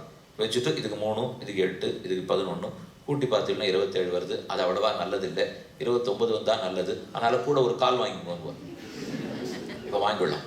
இப்போ அதில் கிருஷ்ணஹான்னு பேர் வச்சிருக்குன்னு வச்சுக்கோங்க, கால் வாங்கிடுங்க. கிருஷ்ணா மாற்றிவிடலாம். மாற்றிட்டு அவர் பெண்ணானும். இப்போ என்ன பேரு லிங்க சப்தத்துக்கு ஆண்பாலா பெண்பாலா புல்லிங்கமா ஸ்திரீங்கமானா சம்ஸ்கிருதத்துல சப்தத்துக்கு லிங்கம், ஆளை பார்த்தது லிங்கம் இல்லை. எந்த சப்தமா இருந்தாலும் சப்தத்துக்கு தான் ஆண்பால் பெண்பால். அப்ப சப்தம் கிருஷ்ணஹானா புல்லிங்க சப்தம், கிருஷ்ணான்னு சொன்னா ஸ்திரீலிங்க சப்தம். சப்தத்துல சொல்லலாம் என்னால் சொல்ல முடியாது. அதனால இந்த கால் வாங்குறது, காலை உடைக்கிறது, எழுத்த கூட்டிக்கிறது, எழுத்த குறைக்கிறது ஒண்ணுமே இந்த பாஷையிலலாம் பண்ண முடியாது. நம்ம ஆங்கிலத்துல எழுதுறோமே தவிர பேர் சம்ஸ்கிருதம்னா. இப்ப இங்க உட்காந்துருக்க கூட ஒரு நிமிஷம் கை தூக்க சொன்னா அநேகமா 80% சம்ஸ்கிருத பேரா இருக்கும்.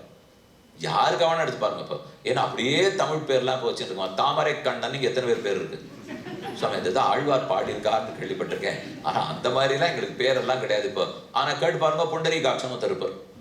புண்டரீகாட்சன் இருக்கு, அதன சமயம் தமிழ்னா வாஸ்தவம் சமயம் ஆழ்வார் பாட்டுல சொன்னா நல்லா இருக்கு, எங்களுக்கெல்லாம் வைக்கணும்னு தோணல. இப்போ அப்ப சம்ஸ்கிருதத்துல புண்டரீகாட்சன்னு வச்சுன்னுட்டு அது ஆங்கிலத்தில் எழுதிட்டு அது எண்ணிக்கை போட்டு எல்லாமே அபத்தம். மொழி இருக்கிறது சம்ஸ்கிருதத்திலே, அதை எழுதுறது வேற மொழியில, அதுக்கு எண்ணிக்கையா அதை கூட்டினா தப்பாயிடுறதா, அதுக்கு கால் வாங்க கை வாங்கினா சம்பந்தமே இல்லையோ சாமி. சம்ஸ்கிருதத்துல கால் வாங்க சொன்னா கூட சரி, ஆங்கிலத்தில் எழுதிட்டு வாங்குன்னா பொருந்தவே இல்லையோ இல்லையோ. இந்த அளவுக்கு தான் நமக்கு இருக்கிற, அவ்வளவுதான், வேற என்ன சொல்ல முடியும். எத்தனையோ கீதை இருக்கு, எத்தனையோ பாரதம் இருக்கு, எத்தனையோ படிச்சு நம்ம நல்லதெல்லாம் தெரிஞ்சுக்கலாம். சொத்து நம்மளுது. ஆனா எத்த தின்னா பித்தந்தெளியும்னு சுத்தின்னு இருக்க முடியும். இது நம்ம வந்த வழி. நம்ம ஆச்சாரியர்கள் எத்தனையோ சொத்து கொடுக்குறேன்னு சொன்னா நம்ம வாங்கிக்கலையே. அவ இன்னைக்கும் கொடுக்க மாட்டேன்னு சொன்னாலும் எல்லாம் இலவசம். அவ ஒண்ணுத்துக்கு ஒண்ணு திருப்பி காசெல்லாம் கேட்கவே இல்லை. இப்போ எது வேணும்னாலும் வச்சுட்டு இருக்கோம். முதல்ல பக்தியை புரிஞ்சுக்கோ, சரணாகதியை தெரிஞ்சுக்கோ, ஆத்ம லாபம் எதுன்னு தெரிஞ்சுக்கோ. அது தெரிஞ்சா உறுதி வரும், வாழ்க்கையை சந்திக்கிற தைரியம் வரும். எத்தனையோ சொன்னாலே இந்த சின்ன சின்ன விஷயத்துக்கெல்லாம் பயப்பட மாட்டாங்க. பாருங்க, எல்லாரும் கைம்பெண், சத்தியவதி மொத்தமே கைம்பெண். ஆனா ஊர் என்ன சொல்லிட்டு இருக்கு, கைம்பெண்கள்லாம் வாசலே வரக்கூடாது, அவளை பார்க்க மாட்டோம், சேவிச்சு வெத்தலை பாக்கு வாங்கிக்க மாட்டோம், அவள் கும்பம் கொடுத்தா வாங்கிக்க மாட்டோம், குழந்தை பிறந்தா தொட்டில் போடணும்னா அவளை தொட்டில் இத்தனையும் பேசிட்டு இருக்கோம். ஆனா இவதான் ஒத்தி ராஜ்யத்துக்கே முடிவு எடுத்துட்டு இருக்கா. இதுக்கு என்ன கையாவது பெண்ணாவது சொல்லுங்க. இப்போ அப்ப அவளுக்கு இருந்ததெல்லாம் இன்று நாம தப்பா புரிஞ்சுட்டு இருக்கோம். எந்த நாள் நட்சத்திரத்துக்கும் ஒரு குறவும் இல்லை. திருவாதிரையில பிறந்தாலும் சரி, மூலத்துல பிறந்தாலும் சரி, ஆயில்யம் பிறந்தாலும் சரி, கேட்டையில பிறந்தாலும் சரி, எந்த நட்சத்திரத்துல எந்த பெண்ணு பிறந்திருந்தாலும் வசதி தான், எந்த ஆண் பிறந்திருந்தாலும் வசதி. நட்சத்திரத்தினால ஒன்றாகாது. இப்போ அவரவர்களுக்கு இந்த நட்சத்திரம் ஆண், இந்த நட்சத்திரம் பெண்ணா, அது ரெண்டுத்துக்கும் பொருத்தம் இருக்கான்னு தான் நம்ம பார்க்கணுமே தவிர அதை விட்டுட்டு உயர்ந்த நட்சத்திரம் தாழ்ந்த நட்சத்திரம்லாம் ஒன்றும் கிடையாது. இந்த நட்சத்திரத்தோட பொருத்தம் பார்க்கச்சு அது வசதியா இருந்ததுன்னா வசதி தான். அதை விட்டுட்டு இந்த நட்சத்திரமே தாழ்ச்சி, மூலம் தாழ்ந்ததுனால் மணவாள மாமனிகள் அதில் தான் பிறந்தார். திருவாதிரை சுமார்னா ராமானுஜரே அதில் தான் பிறந்தார். அது ரோகிணியில பிறந்தாலே ஆபத்துங்கிற சொன்ன. ஒரு இடத்துல தங்கியிருந்தேன், பெண்ணு கர்ப்பவதி, என்னமோ அப்பா அம்மா குறுக்கு நடுக்கும் போயிட்டு வந்தா, என்னாச்சு ஏதாவது ஆபத்தா, பிரசவத்துல கஷ்டமா, ஒரு கஷ்டமும் இல்லை சுவாமி, இன்னைக்கு கொஞ்சம் தாண்டி நாளைக்கு வந்துட்டா தேவையில்லைன்னு. இன்னைக்கானா என்னன்னா, இன்னைக்கு ரோகிணி நட்சத்திரம், இந்த என் பொண்ணுக்கு வேற கூட பிறந்தவன் இருக்கா, எனக்கு பிள்ளை இருக்கான், ரோகிணி நட்சத்திரத்துல குழந்தை பிறந்துன்னா மாமாவை அடிச்சுடும்னு சொல்றா, அதனால பயமா இருக்குன்னா. அப்படி பதில் சொன்னேன், ஒன்றும் உங்க பிள்ளைக்கு ஆகாது, கவலைப்பட வேண்டாம். ஆனா ரோகிணி இல்லை, விசாகம் பரணி அஸ்வினி கார்த்திகை எதுவா இருந்தாலும் மாமா கம்சனா இருந்தா அடிக்கத்தான் அடிக்கும். ரோகிணி நட்சத்திரம் மட்டும் தான் அடிக்கும், மாமா கம்சனா இல்லையாங்கிறத கேள்வியை தவிர நட்சத்திரம் மருமாந்து ரோகிணியான்னு இல்லை. கண்ணன் ரோகிணியா, ரோகிணியில பிறக்கவே மாமா கம்சனை அடிச்சு கொடுத்தான். அதனால இவருக்கு ரோகிணியில பிறந்துட்டா மாமா அடிச்சிருக்கா, மாமா கம்சனான் இருந்தா அடிக்கத்தான் அடிக்கும். அதனால இந்த நட்சத்திரங்கள்லையோ பெண்ணு கணவனை இழந்தவள், அதனால என்ன இதெல்லாம் பேச்சே இல்லாதனால இல்லையே. இப்ப இத்தனை நாள் பார்த்ததுல இவாதான் எல்லாமே பண்ணியிருக்கா. நல்ல தாராளமா கணவனை இழந்த பெண்களையும் வணங்கி வெத்தலை பாக்கு வாங்கிக்கலாம், அவர்கள் குங்குமம் கொடுத்தாலும் வாங்கிக்கலாம், தொட்டில் இடச்சேவோ வளகாப்பும் போதோ அவர்களையும் வள போட சொல்லலாம், தொட்டில் இட்டு குழந்தையை கை கொடுக்கலாம், குழந்தை இல்லாதவர்கள் கையிலையும் தாராளமா குழந்தைய கொடுக்கலாம். அதெல்லாம் அந்தந்த குழந்தையினுடைய கர்மம், அந்தந்த குழந்தைக்கு பகவானிடத்தில் இருக்கிற பக்தி, இதுதான் அவனை மேல கொண்டு போகிறதே தவிர யாரோ பார்த்தெல்லாம் என்ன வாழ்க்கையை முடிச்சுட்டா என்ன இருக்கு இந்த லோகம், கொஞ்சம் நியாயமா இருக்கான்னு யோசிச்சு பாருங்க. என்னமோ ஒருத்தர் குறுக்கே எதிர்த்தாப்புல வருவாராம், வந்ததுக்காக என் வாழ்க்கை மாறி போடும்னா நம்ம இப்ப இந்த பக்தி பிரபத்தி சரணாகதி ஏதோ சொல்லியிருந்தாலே அதெல்லாம் என்ன ஆகும்? எல்லாமே பூச்சியமா? சாஸ்திரம் முழுக்க 100 ஸ்லோகங்களா பக்திக்கு சரணாகதிக்கு எழுதி வச்சுட்டு நான் சரணாகதி பண்ணலான்னு போயிருந்தேன். ஆனா எதிர்த்தா மாதிரி யாரோ ஒருத்தர் தப்பா வந்துதான் தெரிஞ்சது, சரணாகதியே வேண்டான்னு திரும்பி வந்துட்டார். பெருமாள் கேட்டா, நீ நிச்சயமா வரவே வேண்டாம், நீ உன்னை யார் கூட்டா? இப்போ இந்த நம்பிக்கை கூட என் திருவடியில வரலன்னா நீ வீட்டை விட்டே கிளம்பாதுன்னு வரும். எல்லாத்தையும் வச்சுப்பா, இன்னைக்கு செவ்வாய்க்கிழமையா இருக்கு, கோவிலுக்கு போக வேண்டான்னு பார்க்கலேன்னுவா. செவ்வாய்க்கிழமைக்கு சனிக்கிழமைக்கு என்னன்னா இல்லையா, அது நல்லதா ஒரு திருவோண நட்சத்திரமா சனிக்கிழமையா வெள்ளிக்கிழமையா இருந்தா கோவிலுக்கு போகலாம். இன்னைக்கு செவ்வாயா பிரதமையா வேற இருக்குன்னு சொல்றா போல் இருக்கு, அதனால வேண்டாம்னால் இவர் பிறந்தது பிரதமையால இருந்தா என்ன பண்ணலாம்? அதனால இதுலாம் நம்ம பார்க்கவே கூடாது. இப்ப சத்தியவதி விஷயத்துல பார்க்கல, குந்தி தேவி விஷயத்துல பார்க்கல. குந்திக்கு கணவன் போன பிற்பாடு தானே இத்தனையுமே. அவ பார்த்து இத்தனை கதை இத்தனை நாள் நம்ம பார்த்துருக்க. பாண்டு இருந்தாரா? பாண்டு இல்லையே, பாண்டு போயிட்டார். பாண்டு போன பிற்பாடு இந்த குழந்தைகளை வச்சு அவப்பட்ட பாடுன்னா அவருக்கு தெரியும். இப்போ திருத்தராஷ்டிரம் இருக்கார், பாண்டு இல்லை. அப்ப இந்த குழந்தைகளை வச்சு இந்த பாடா இருக்கு, வளர்த்திருக்காளே. அந்த நாள்ல இருந்தே பெண்கள் தனித்திருந்து குழந்தைகளை வளர்க்கிற சாமர்த்தியம் இருக்கிறவா. மனைவி இல்லாமல் கணவனால குழந்தைய வளர்க்கறது ரொம்ப கஷ்டம். ஆனா கணவன் இல்லாம மனைவி குழந்தைய கண்டிப்பா வளர்த்துடுவாள். சாட்சி குந்தி, அவன் இல்லாவிட்டாலும் வளர்த்திருக்கா. சாட்சி சத்தியவதி அதுவா. ஆனா அவ பண்ணதெல்லாம் கொஞ்சம் தப்பா போச்சு, இவ பண்ணதெல்லாம் சரியா இருக்கு. ஏன் பாருங்க, அவ கண்ணனை கூப்பிடல, இவ கூட்டாளே. எதுக்கெடுத்தாலும் இவங்கிட்ட கூப்பிடுறாள் இல்லையா அவள், எதுக்கெடுத்தாலும் ரிஷிகளை கேட்கிறா. ஆனா எதற்கெடுத்தாலும் அவ கேட்கல. இதைத்தானே அப்பவே வித்தியாசம் சொன்னேன். திரேதாயுகத்திலேருந்து துவாபர யுகம் மாறச்சே சத்தியவதி தப்பு பண்ணிட்டா, ஆனா குந்தி தப்பே பண்ணல. கண்ணன் அப்பப்ப பிடிச்சிக்கிற. எத்தனை ஸ்தோத்திரம், நமோஸ்துதே அகில காரணா ஹே புண்டரீகாட்ச பத்மநாப ரிஷிகேஷ தாமோதர கதர்ரா. குந்தி எதெடுத்தாலும் கண்ணனைத்தான் கூப்பிடுறாள். அத்தனை ஆசை தம் மருமகனிடத்துல அவளுக்கு. கண்ணன் எதுக்கு இந்த அர்ஜுன இடத்துல இத்தனை ஆசை இவனுக்கு? என்ன பண்ணிருக்கான் அர்ஜுனன்? பெருசா ஏதானு பண்ணிட்டானா, பெரிய சரணாகத்தனா, ஓஹோன்னு கைங்கிருமா? ஒண்ணும் இல்லை. ஆனா அந்த அர்ஜுன இடத்துல இவனுக்கு இருக்க ஆசை, நம்ம அத்தை பிள்ளை, நம்ம பார்த்த பிள்ளைய பிள்ளை, நம்ம அத்தை பிள்ளை நல்லது பண்ணணும். அத்தை நம்ம கிட்ட நல்லது கேட்டிருக்கா, அத்தை பிள்ளைக்கு நல்லது பண்ணணும். இந்த எண்ணத்தோடே இருந்திருக்காளோ இல்லையோ. அப்ப அவர் சொல்லச்சே, நம்ம பிரியோஸ்தி, நீ எனக்கு ரொம்ப பிரியமானவன் அர்ஜுனா, அதனால நீ என்ன தப்பு பண்ணாலும் நான் விட்டு கொடுக்க மாட்டேங்கிறாருனால் அந்த கிருஷ்ண பக்திய தெய்வ நம்பிக்கையை வளர்த்து வச்சுட்டாலும் இல்லையோ குந்தி. அதுதான் அவ பண்ண பெரிய காரியம். குந்தி தேவி வாழ்க்கையை பார்த்துட்டோம். இனி அடுத்தது கடைசியா நாழி எடுத்து நம்ம உங்களுக்கு கேள்வி பதிலுக்கு வேற நேரம் கொடுத்தா ஆகணும் இல்லையோ. கடைசி திரௌபதி. திரௌபதி தான் துருபதராஜனுடைய மகள். அந்த திரௌபதியினிடத்துல கண்ணனுக்கு இருந்த ஈடுபாடு அவ சரியாவே பிடிச்சுட்டான். குந்தியாவது ஓரளவு பற்றினாள், திரௌபதி கண்ணனை பற்றினாள்ங்கிறது ஒன்னும் பெருசாலாம் தெரியவே இல்லை. அது முதல்ல தெரிய வந்தது துச்சாசனன் துகிலை பிடித்து உரித்த போது. அது வரைக்கும் அவளும் அப்படிதான் இருந்திருந்தா. எங்கோ இருக்கா, எங்க கண்ணன் இருந்தது துவாரகையிலே. இது நடக்கிறதெல்லாம் இந்திரபிரஸ்தம் அஸ்தினாபுரம். புதுதில்லி இருக்கும் இல்லையோ, இப்போ இருக்கு இந்திரபிரஸ்தமா இருக்கு, போட்டிருக்க பாருங்க. இது வேற ஒண்ணு இந்திரபிரஸ்தம் எல்லாம் சொல்லிட்டே இருப்பா. ஆனா மகாபாரதமே கிடையாது, ராமாயணமே கிடையாது. ஆனா பேர் அயோத்தியா மார்க்கு இந்திரபிரஸ்தமா இருக்கு. அன்னிலேருந்து இந்திரபிரஸ்தத்தை ஒத்துட்டு கீழே. இப்ப என்ன சொல்ல, மகாபாரதத்தை பத்தி கவலை. இப்ப வீடெல்லாம் பேர் வச்சாச்சு, அஸ்தினாபுரம் மட்டும் இடத்துக்கே பேர் வச்சாச்சு, இந்திரபிரஸ்தம் மார்க்கம் வச்சாச்சுன்னு அவதான். அப்ப அதுதான் புதுதில்லி. பக்கத்துல யமுனா ஓடுறது. அப்படியே இந்த தில்லியை சாட்சி தான் யமுனைக்குள்ளேயே தள்ளினார். மறுபடியும் காண்டீபத்தை வச்சு தூக்கித்தான் கண்ணனே வச்சார். அர்ஜுனனை சொல்லி நடந்ததே இந்த சரித்திரானே கேட்டு. மகாபாரதம் பெரிய கதை, பெருசுன்னா இனிமே பாக்கி இல்லை, ரொம்ப பெரிய கதை. ஒரு மாசம் வச்சு நித்தியம் ஒரு 2-3 மணி நேரம் கேட்டீங்கன்னா ஒரு தலை சுத்த என்னன்னு தெரிஞ்சுக்கலாம்.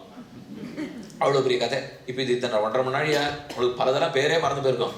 சாமி இந்த பேர்லாம் மறந்தே படுத்தேன்னு கவலைப்பட்டு இருக்காதீங்க. இப்போ ஒன்னும் அவசியம் இல்லாத பேர். ஏதோ கிருஷ்ணா தாமோதர கோவிந்த புண்டரீகாட்சன் சொன்னா பொறுப்பு. இவ இத்தனை பேர்ல என்ன புண்ணியமா புருஷார்த்தமா? 2 இல்லை. கதை புரியட்டுங்கிறதுக்காக சொல்லிட்டு இருக்கேனே தவிர கதை தான். இதனாலெல்லாம் நமக்கு எந்த நன்மையோ மோட்சமோ கிடைச்சிட போறது இல்லை. 4 திருநாம சேர்த்து கேசவ நாராயண மாதவ கோவிந்த விஷ்ணு மதுசூதன திருவிக்ரம் வாமன ஸ்ரீதர ரிஷிகேஷ பத்மநாப தாமோதரன்னு சொன்னா அதுதான் கொடுக்க போறதே தவிர நகி ரக்ஷதி டுக்குருங்கரணே பஜ கோவிந்தம் கோவிந்தம் பஜ மூடமதே. முட்டாள்தனமா எத்தையோ பேசிட்டு இருக்காது. இது ஒண்ணு கொடுக்காது. அந்த ஒண்ணு கொடுக்காதுங்கிறத திரௌபதி தெரிஞ்சுட்டான். எத்தனையோ அவ ஸ்வலாபத்துக்காக இருக்கிறவ தான். அவ கொஞ்சம் கோபக்காரி தான், எத்தையும் தனக்கு வேணும்னு நினைக்கிறவ தான். ஆனா ஒண்ணு, இந்த ஆபத்து துச்சாசன துகில முறியும் போது ஒரு முடிவு எடுத்தார். தன்னுடைய லஜ்ஜையை விட்டாள். லஜ்ஜையை திரௌபதி விட்டதுதான் அவளுக்கு இத்தனை பேரும் தேடி கொடுத்துருக்கா. அப்ப அவ கை கூப்புறா. முதல்ல தன்னுடைய மானத்தை மறைச்சிட்டு இருக்கா. அவன் புடவை பிடிச்சு இழுக்கிறான். ஏது பண்றதுன்னு தெரியல. ஒரு கையை விட்டுட்டு ஒரு கையை தூக்கி கூப்பிட ஆரம்பிச்சான். தேய சதா சவிதிருமண்டல மத்தியவர்த்தி நாராயண சரசிஜாசன சந்நிவிஷ்டா கேயூரவான் மகரகுண்டலவான் கிரீட்டி ஹாரி ஹிரண்மயவபு திருதசங்க சக்கர துவாரகா நிலையாச்சுத கோவிந்த புண்டரீகாட்ச ரக்ஷமாம் சரணாகதாம்.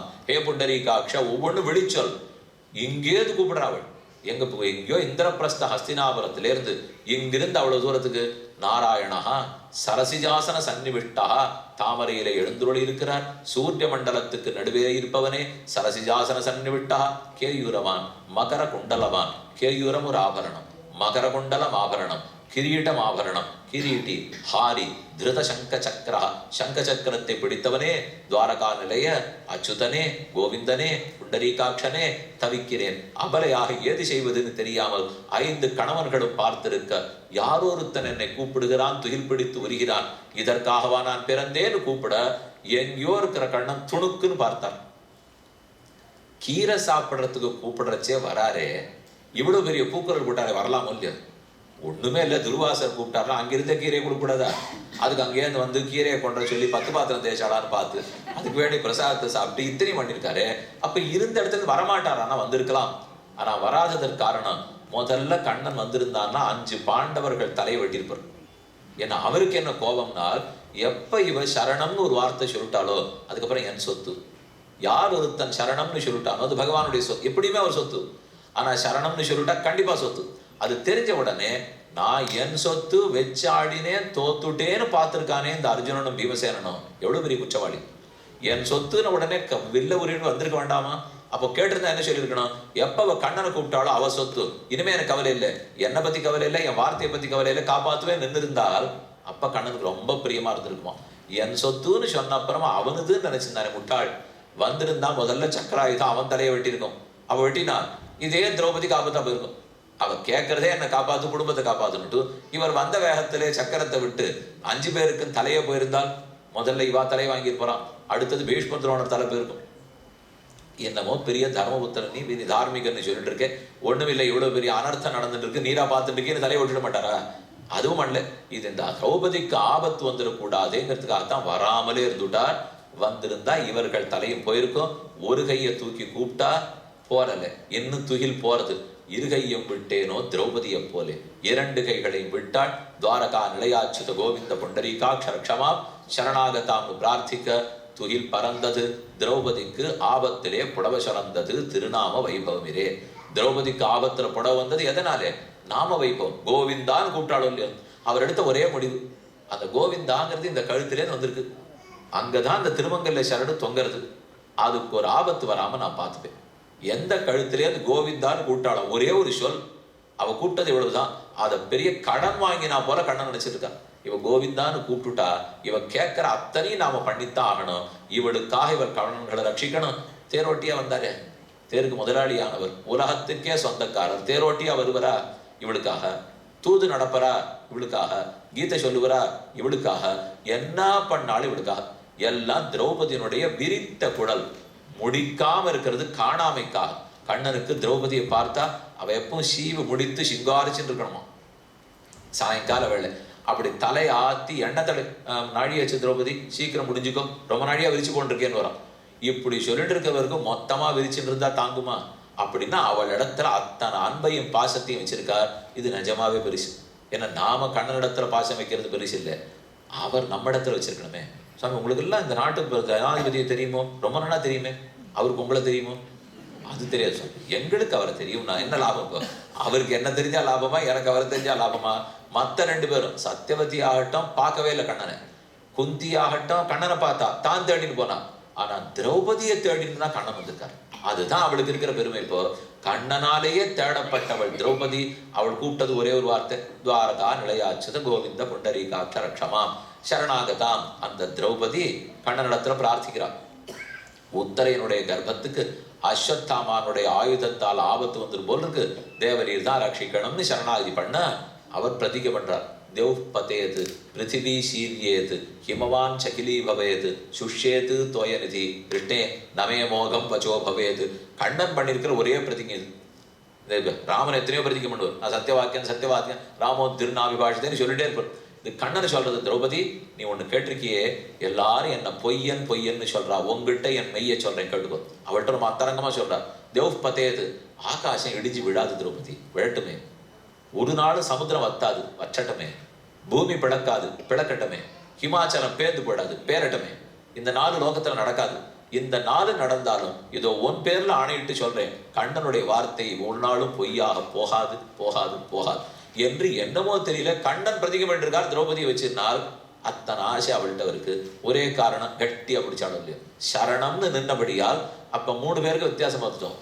சத்தியவதி எப்படி நடந்துட்டு இருக்கா, அடுத்தது குந்தி எப்படி நடந்துட்டு இருக்கா, அடுத்தது திரௌபதி எப்படி நடந்துட்டு இருக்கா, அப்படியே மாறி இருப்பாருங்க. இந்த மாறினதுனாலே சத்தியவதி பக்கமே கண்ணன் வரவே இல்லை. குந்தி பக்கம் வந்தார், ஒன்றும் பெருசா பண்ணல. திரௌபதிக்கு வந்தார், அத்தனையும் அவளுக்காக பண்ணார்.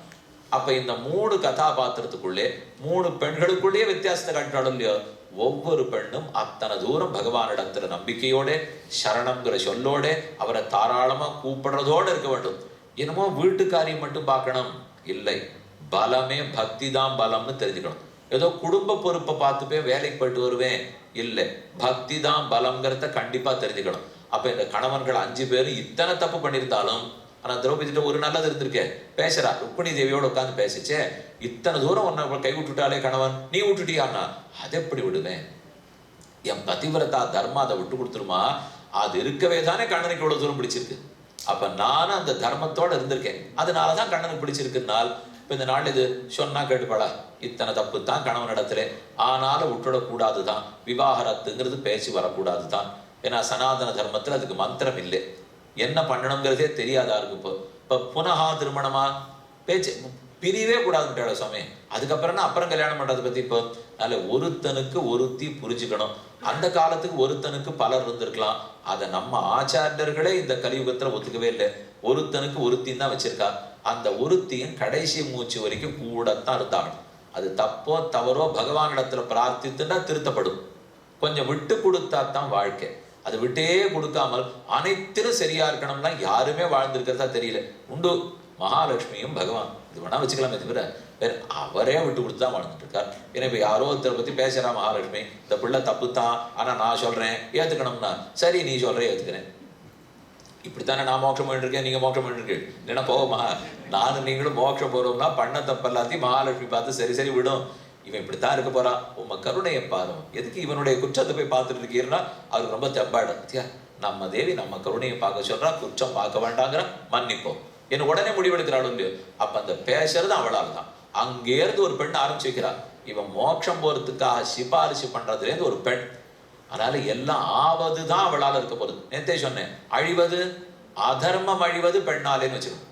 ஆவதும் பெண்ணாலே அழிவதும் பெண்ணாலேன்னா ஒன்னா வச்சுடாதீங்க. தர்மம் ஆவது பெண்ணாலே, அதர்மம் அழிவது பெண்ணாலே. இப்ப என்னாச்சு, தர்ம மார்க்கத்தில் இருந்த பாண்டவர்கள் ஆவது திரௌபதியாலே, அதர்ம மார்க்கத்தில் இருந்த துரியோதனாதிகள் அழிஞ்சது பெண்ணாலே, திரௌபதியாலே. அதனால ஆக்கிறது அழிக்கிறதுன்னா ஒரே விஷயத்து, தர்மம் ஆவதும் பெண்ணாலே தர்மம் அழிவதும் பெண்ணாலேன்னு வச்சுக்கூடாது. தர்மமாவது பெண்ணால், அதர்மம் அழிவது பெண்ணால். அதைத்தான் திரௌபதி கடைசி வரைக்கும் காட்டுட்டா. இந்த பஞ்சபாண்டவர்கள் இதெல்லாம் இந்த பக்கம், கண்ணனா இருந்தா அவர் விடவே மாட்டேங்கிறார். அவ புறப்பட்டு மேல போறா. நீங்க இப்ப பத்ரிகாசிரமம் போன யாத்திரை போனேன்னு வச்சுக்கோங்க, பத்ரிகாசிரமத்துக்கு மேல மானாங்கிற இடம் இருக்கு. 4 மைல் போகணும், நல்லாவே மூச்சு வாங்கும், அல்ல வாயு குறைஞ்சு போயிடும். அங்க போன பிற்பாடு பார்த்தா சத்தோ பந்துன்னு ஒரு இடம் தெரியும். அதுக்கப்புறம் 4 நாள் நடக்கணும், எல்லாம் பின்னாடி முதுகுல கட்டிக்கணும், வேற யாரும் வரமாட்டா, நம்ம சாப்பாட்டை நாமே தான் வச்சுக்கணும். மேல் மூச்சு மீன் மூச்சம் மொத்தமே 20 மைல் தான். ஆனா அந்த 20 மைல 4 நாள் நடக்கணும். நடந்து மெதுவா போனோம்னா அங்க ஸ்வர்காரோகணிங்கிற இடம் இருக்கு. அந்த இடத்துலதான் இவ 5 பேரும் திரௌபதியோட போய் தடால் தடால்னு ஒத்தொத்தரா விழுந்தா. தர்மபுத்திரம் மட்டும் கடைசியில போனான். ஸ்வர்காரோகண பருவாங்கிறதா மகாபாரதத்துல கடைசி. அங்க திரௌபதி கீழே விழுந்துட்டாலும் இல்லையோ, ஒத்துரும் திரும்பிய பார்க்கலையே. திரௌபதி விழுந்தான்ட்டு 5 பேர் முன்னேறான். சகதேவன் விழுந்துட்டான், 4 பேர் முன்னேறான். நகுலன் விழுந்துட்டான், 3 பேர் முன்னேறான். அர்ஜுனன் விழுந்துட்டான், பீமன் விழுந்துட்டான், தர்மபுத்திரம் முன்னேறான். கீழே கீழே விழுந்தவாட திரும்பியே பார்க்கல. அப்ப ஆனானப்பட்ட திரௌபதியை தர்மபுத்திரம் திரும்பி பார்க்கல. ஆனா கண்ணன் புறப்பட்டு வைகுந்தத்துக்கு போயிட்டு இருக்கார். அவர் காரியம் எடுத்து முடிந்த பிற்பாடு பிராபாச கஷேத்திரம்னு குஜராத்தில் இருக்கு, வெராவல்னு ஒரு இடம். சோமநாத் வெராவல்லாம் கேள்விப்பட்டிருப்பீங்க, அதுக்கு பக்கத்துல பிராபாஸ். அங்கிருந்துதான் கண்ணன் புறப்பட்டு வைகுந்தத்துக்கு போயிட்டு இருக்கார். போறச்சு அவர் நினைக்கிறாளாம், அந்த நிமிஷம் திரௌபதி என்கிட்ட கண்ணா வா என்ன ரட்சின்னு கூப்பிட்டா, கூட போயிருந்து ரட்சிச்சிருக்கணும். புடவையை மட்டும் கொடுத்துட்டு போகாமல் இருந்துட்டேன், கடன் வாங்கினா போல ரொம்ப வருத்தப்படுறேன்னுட்டே போறாரு. இவளுக்கா இத்தனை பாடையும் பட்டுட்டு மகாபாரத யுத்தத்தையே நடந்து தூது நடந்து கீதாச்சாரியனா உபதேசம் பண்ணி தேரோட்டி அவன் நினைச்சது எல்லாத்தையும் பண்ணி கொடுத்துட்டு ஒன்றுத்துக்கு பிரயோஜனம் இல்லைவா. ஆனா இது இத்தனையும் பண்ணிட்டு அவ கூப்பிட்டுட்டாளே, இப்போ கோவிந்தேதி யதாக்கிரந்தது கிருஷ்ணாமாம் தூரவாசினம், அவ கோவிந்தான்னு கூப்பிட்டதுக்கு நான் ரொம்ப தள்ளி இருந்துட்டேன். ஆனால் ரிணம் பிரவிருத்தமிவ ஹிருதயான்மே நாபசற்பதி, வாங்கின கடனை திருப்பி கொடுக்காதவன் உள்ள எப்படி பதைக்குமோ அதை போல என் உள்ளம் பதைக்கிறது. அவ கூப்பிட்டதுக்கு ஒண்ணும் பண்ணாது போயிட்டேனே, பக்கத்துல போலையேன்னு சொல்லிட்டு போயிருக்கணும் நாள். அப்பதான் திரௌபதி புரிஞ்சுக்கிறான், கைப்பிடித்த கணவன் கீழே விடறேன் திரும்பி பார்க்க மாட்டேங்கிறான், இவ்வளவுதான் இவன். ஆனா அனைவருக்கும் கணவனா இருக்கிற கண்ணன் ஒரு தரம் கூட்டேனேங்கிறதுக்காக தான் வைகுந்தம் போறச்சே என்ன நினைச்சுட்டு போனானே என்னன்னு சொல்லுவேன் என்கிற அளவுக்கு தான் கண்ணனுக்கு திரௌபதியோட இருந்த அத்தனை அன்பும் பாசமும். அப்ப திரௌபதிக்கு ஒன்று, முன்னாடி பார்த்த குந்தி மற்றொரு வகை, முதல்ல பார்த்த சத்தியவதி மற்றொரு வகை. இப்ப மகாபாரதத்துல இந்த 3 பெண்களை பத்தி பார்த்துட்டோம். இருக்கவே இருக்கா நடுவில் காந்தாரி, அவளை பத்தி தெரிஞ்சுக்கலாம், எத்தனையோ உங்களுக்கு தெரியும் போ. அதே போல யசோதா கண்ணனையே வளர்த்தவள், தேவகி கண்ணனை பெத்தவள், பெத்தாள் இழந்தே போனாள், 10 வருஷம் விட்டு கொடுத்துட்டாள்.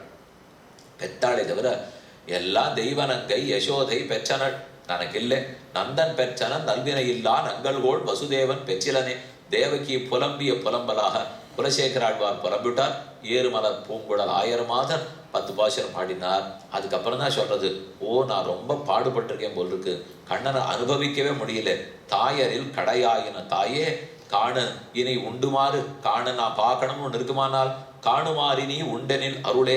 நான் உன்னை 10 வருஷமா பிரிஞ்சு ஒரு நன்மையை அனுபவிக்கல, அது எல்லாத்தையும் திரும்ப அனுபவிக்கலாம்னா எனக்கு காட்டு என்று தேவகி பிரார்த்திச்சிருந்தா. தேவகியின் இடத்திலிருந்து தெரிஞ்சுக்க வேண்டியது, உலகம் வாழ்வதற்காக பெற்றாலும் இழக்கக்கூடிய வாய்ப்பு உண்டு. நாம் ஒருத்தர் இழந்தால்தான் ஊர் வாழும், ஒன்றும் குறைஞ்சிப்பட மாட்டோம். அதே யசோதை இடத்துல நமக்கு பாக்கியம் இருந்தது, நம்ம முயற்சி இல்லாமலே ஓஹோங்கிற பாக்கியம் கிடைக்கும், கிடைத்தது அனுபவித்தாள். அதுக்கு நான் ஒண்ணு செருக்கோட தெரியல. இப்போ இது அவர்கள் 2 பேரிடத்திலையும் தெரிஞ்சுக்க வேண்டியது. பிறந்த இன்பத்தை ஒருத்திக்கு கொடுத்தான், வளர்ந்த இன்பத்தை மற்றொருத்திக்கு கொடுத்தான். ஒருத்தி மகனாய் பிறந்து ஓரிரவில் ஒருத்தி மகனாய் ஒழித்து வளர்ந்தான். வேண்டி தேவரிறக்க வந்து பிறந்ததும் வீங்கிருள்வாய் பூண்டன் அன்னபனம்பம் போய் அங்கோராய்க்கலும் புக்கதும் காண்ட நின்று வளர்ந்து கஞ்சனை துஞ்ச வஞ்சம் செய்ததும் ஈண்டு நான் அலர்த்த பெற்றேன் எனக்கென்ன இகருளதே நம்மாழ்வார் பாடினார். அது யசோதைக்கும் தெய்வ தேவைக்கு இருந்தது. இன்னும் எத்தனையோ பெண்கள்லாம் இருந்திருக்கா மகாபாரதத்தில். முக்கியமா இந்த 3 பேர், இவர்களிடத்திலேருந்து நாம தெரிஞ்சிட்டது இப்போ எல்லா முடிவுகளையும் எடுத்திருக்கா. கைம்பெண்ணுங்கிறதுனால பதறல, ராஜ்யத்தையே நடத்திருக்கா, ரொம்ப தைரியமா இருந்திருக்கா.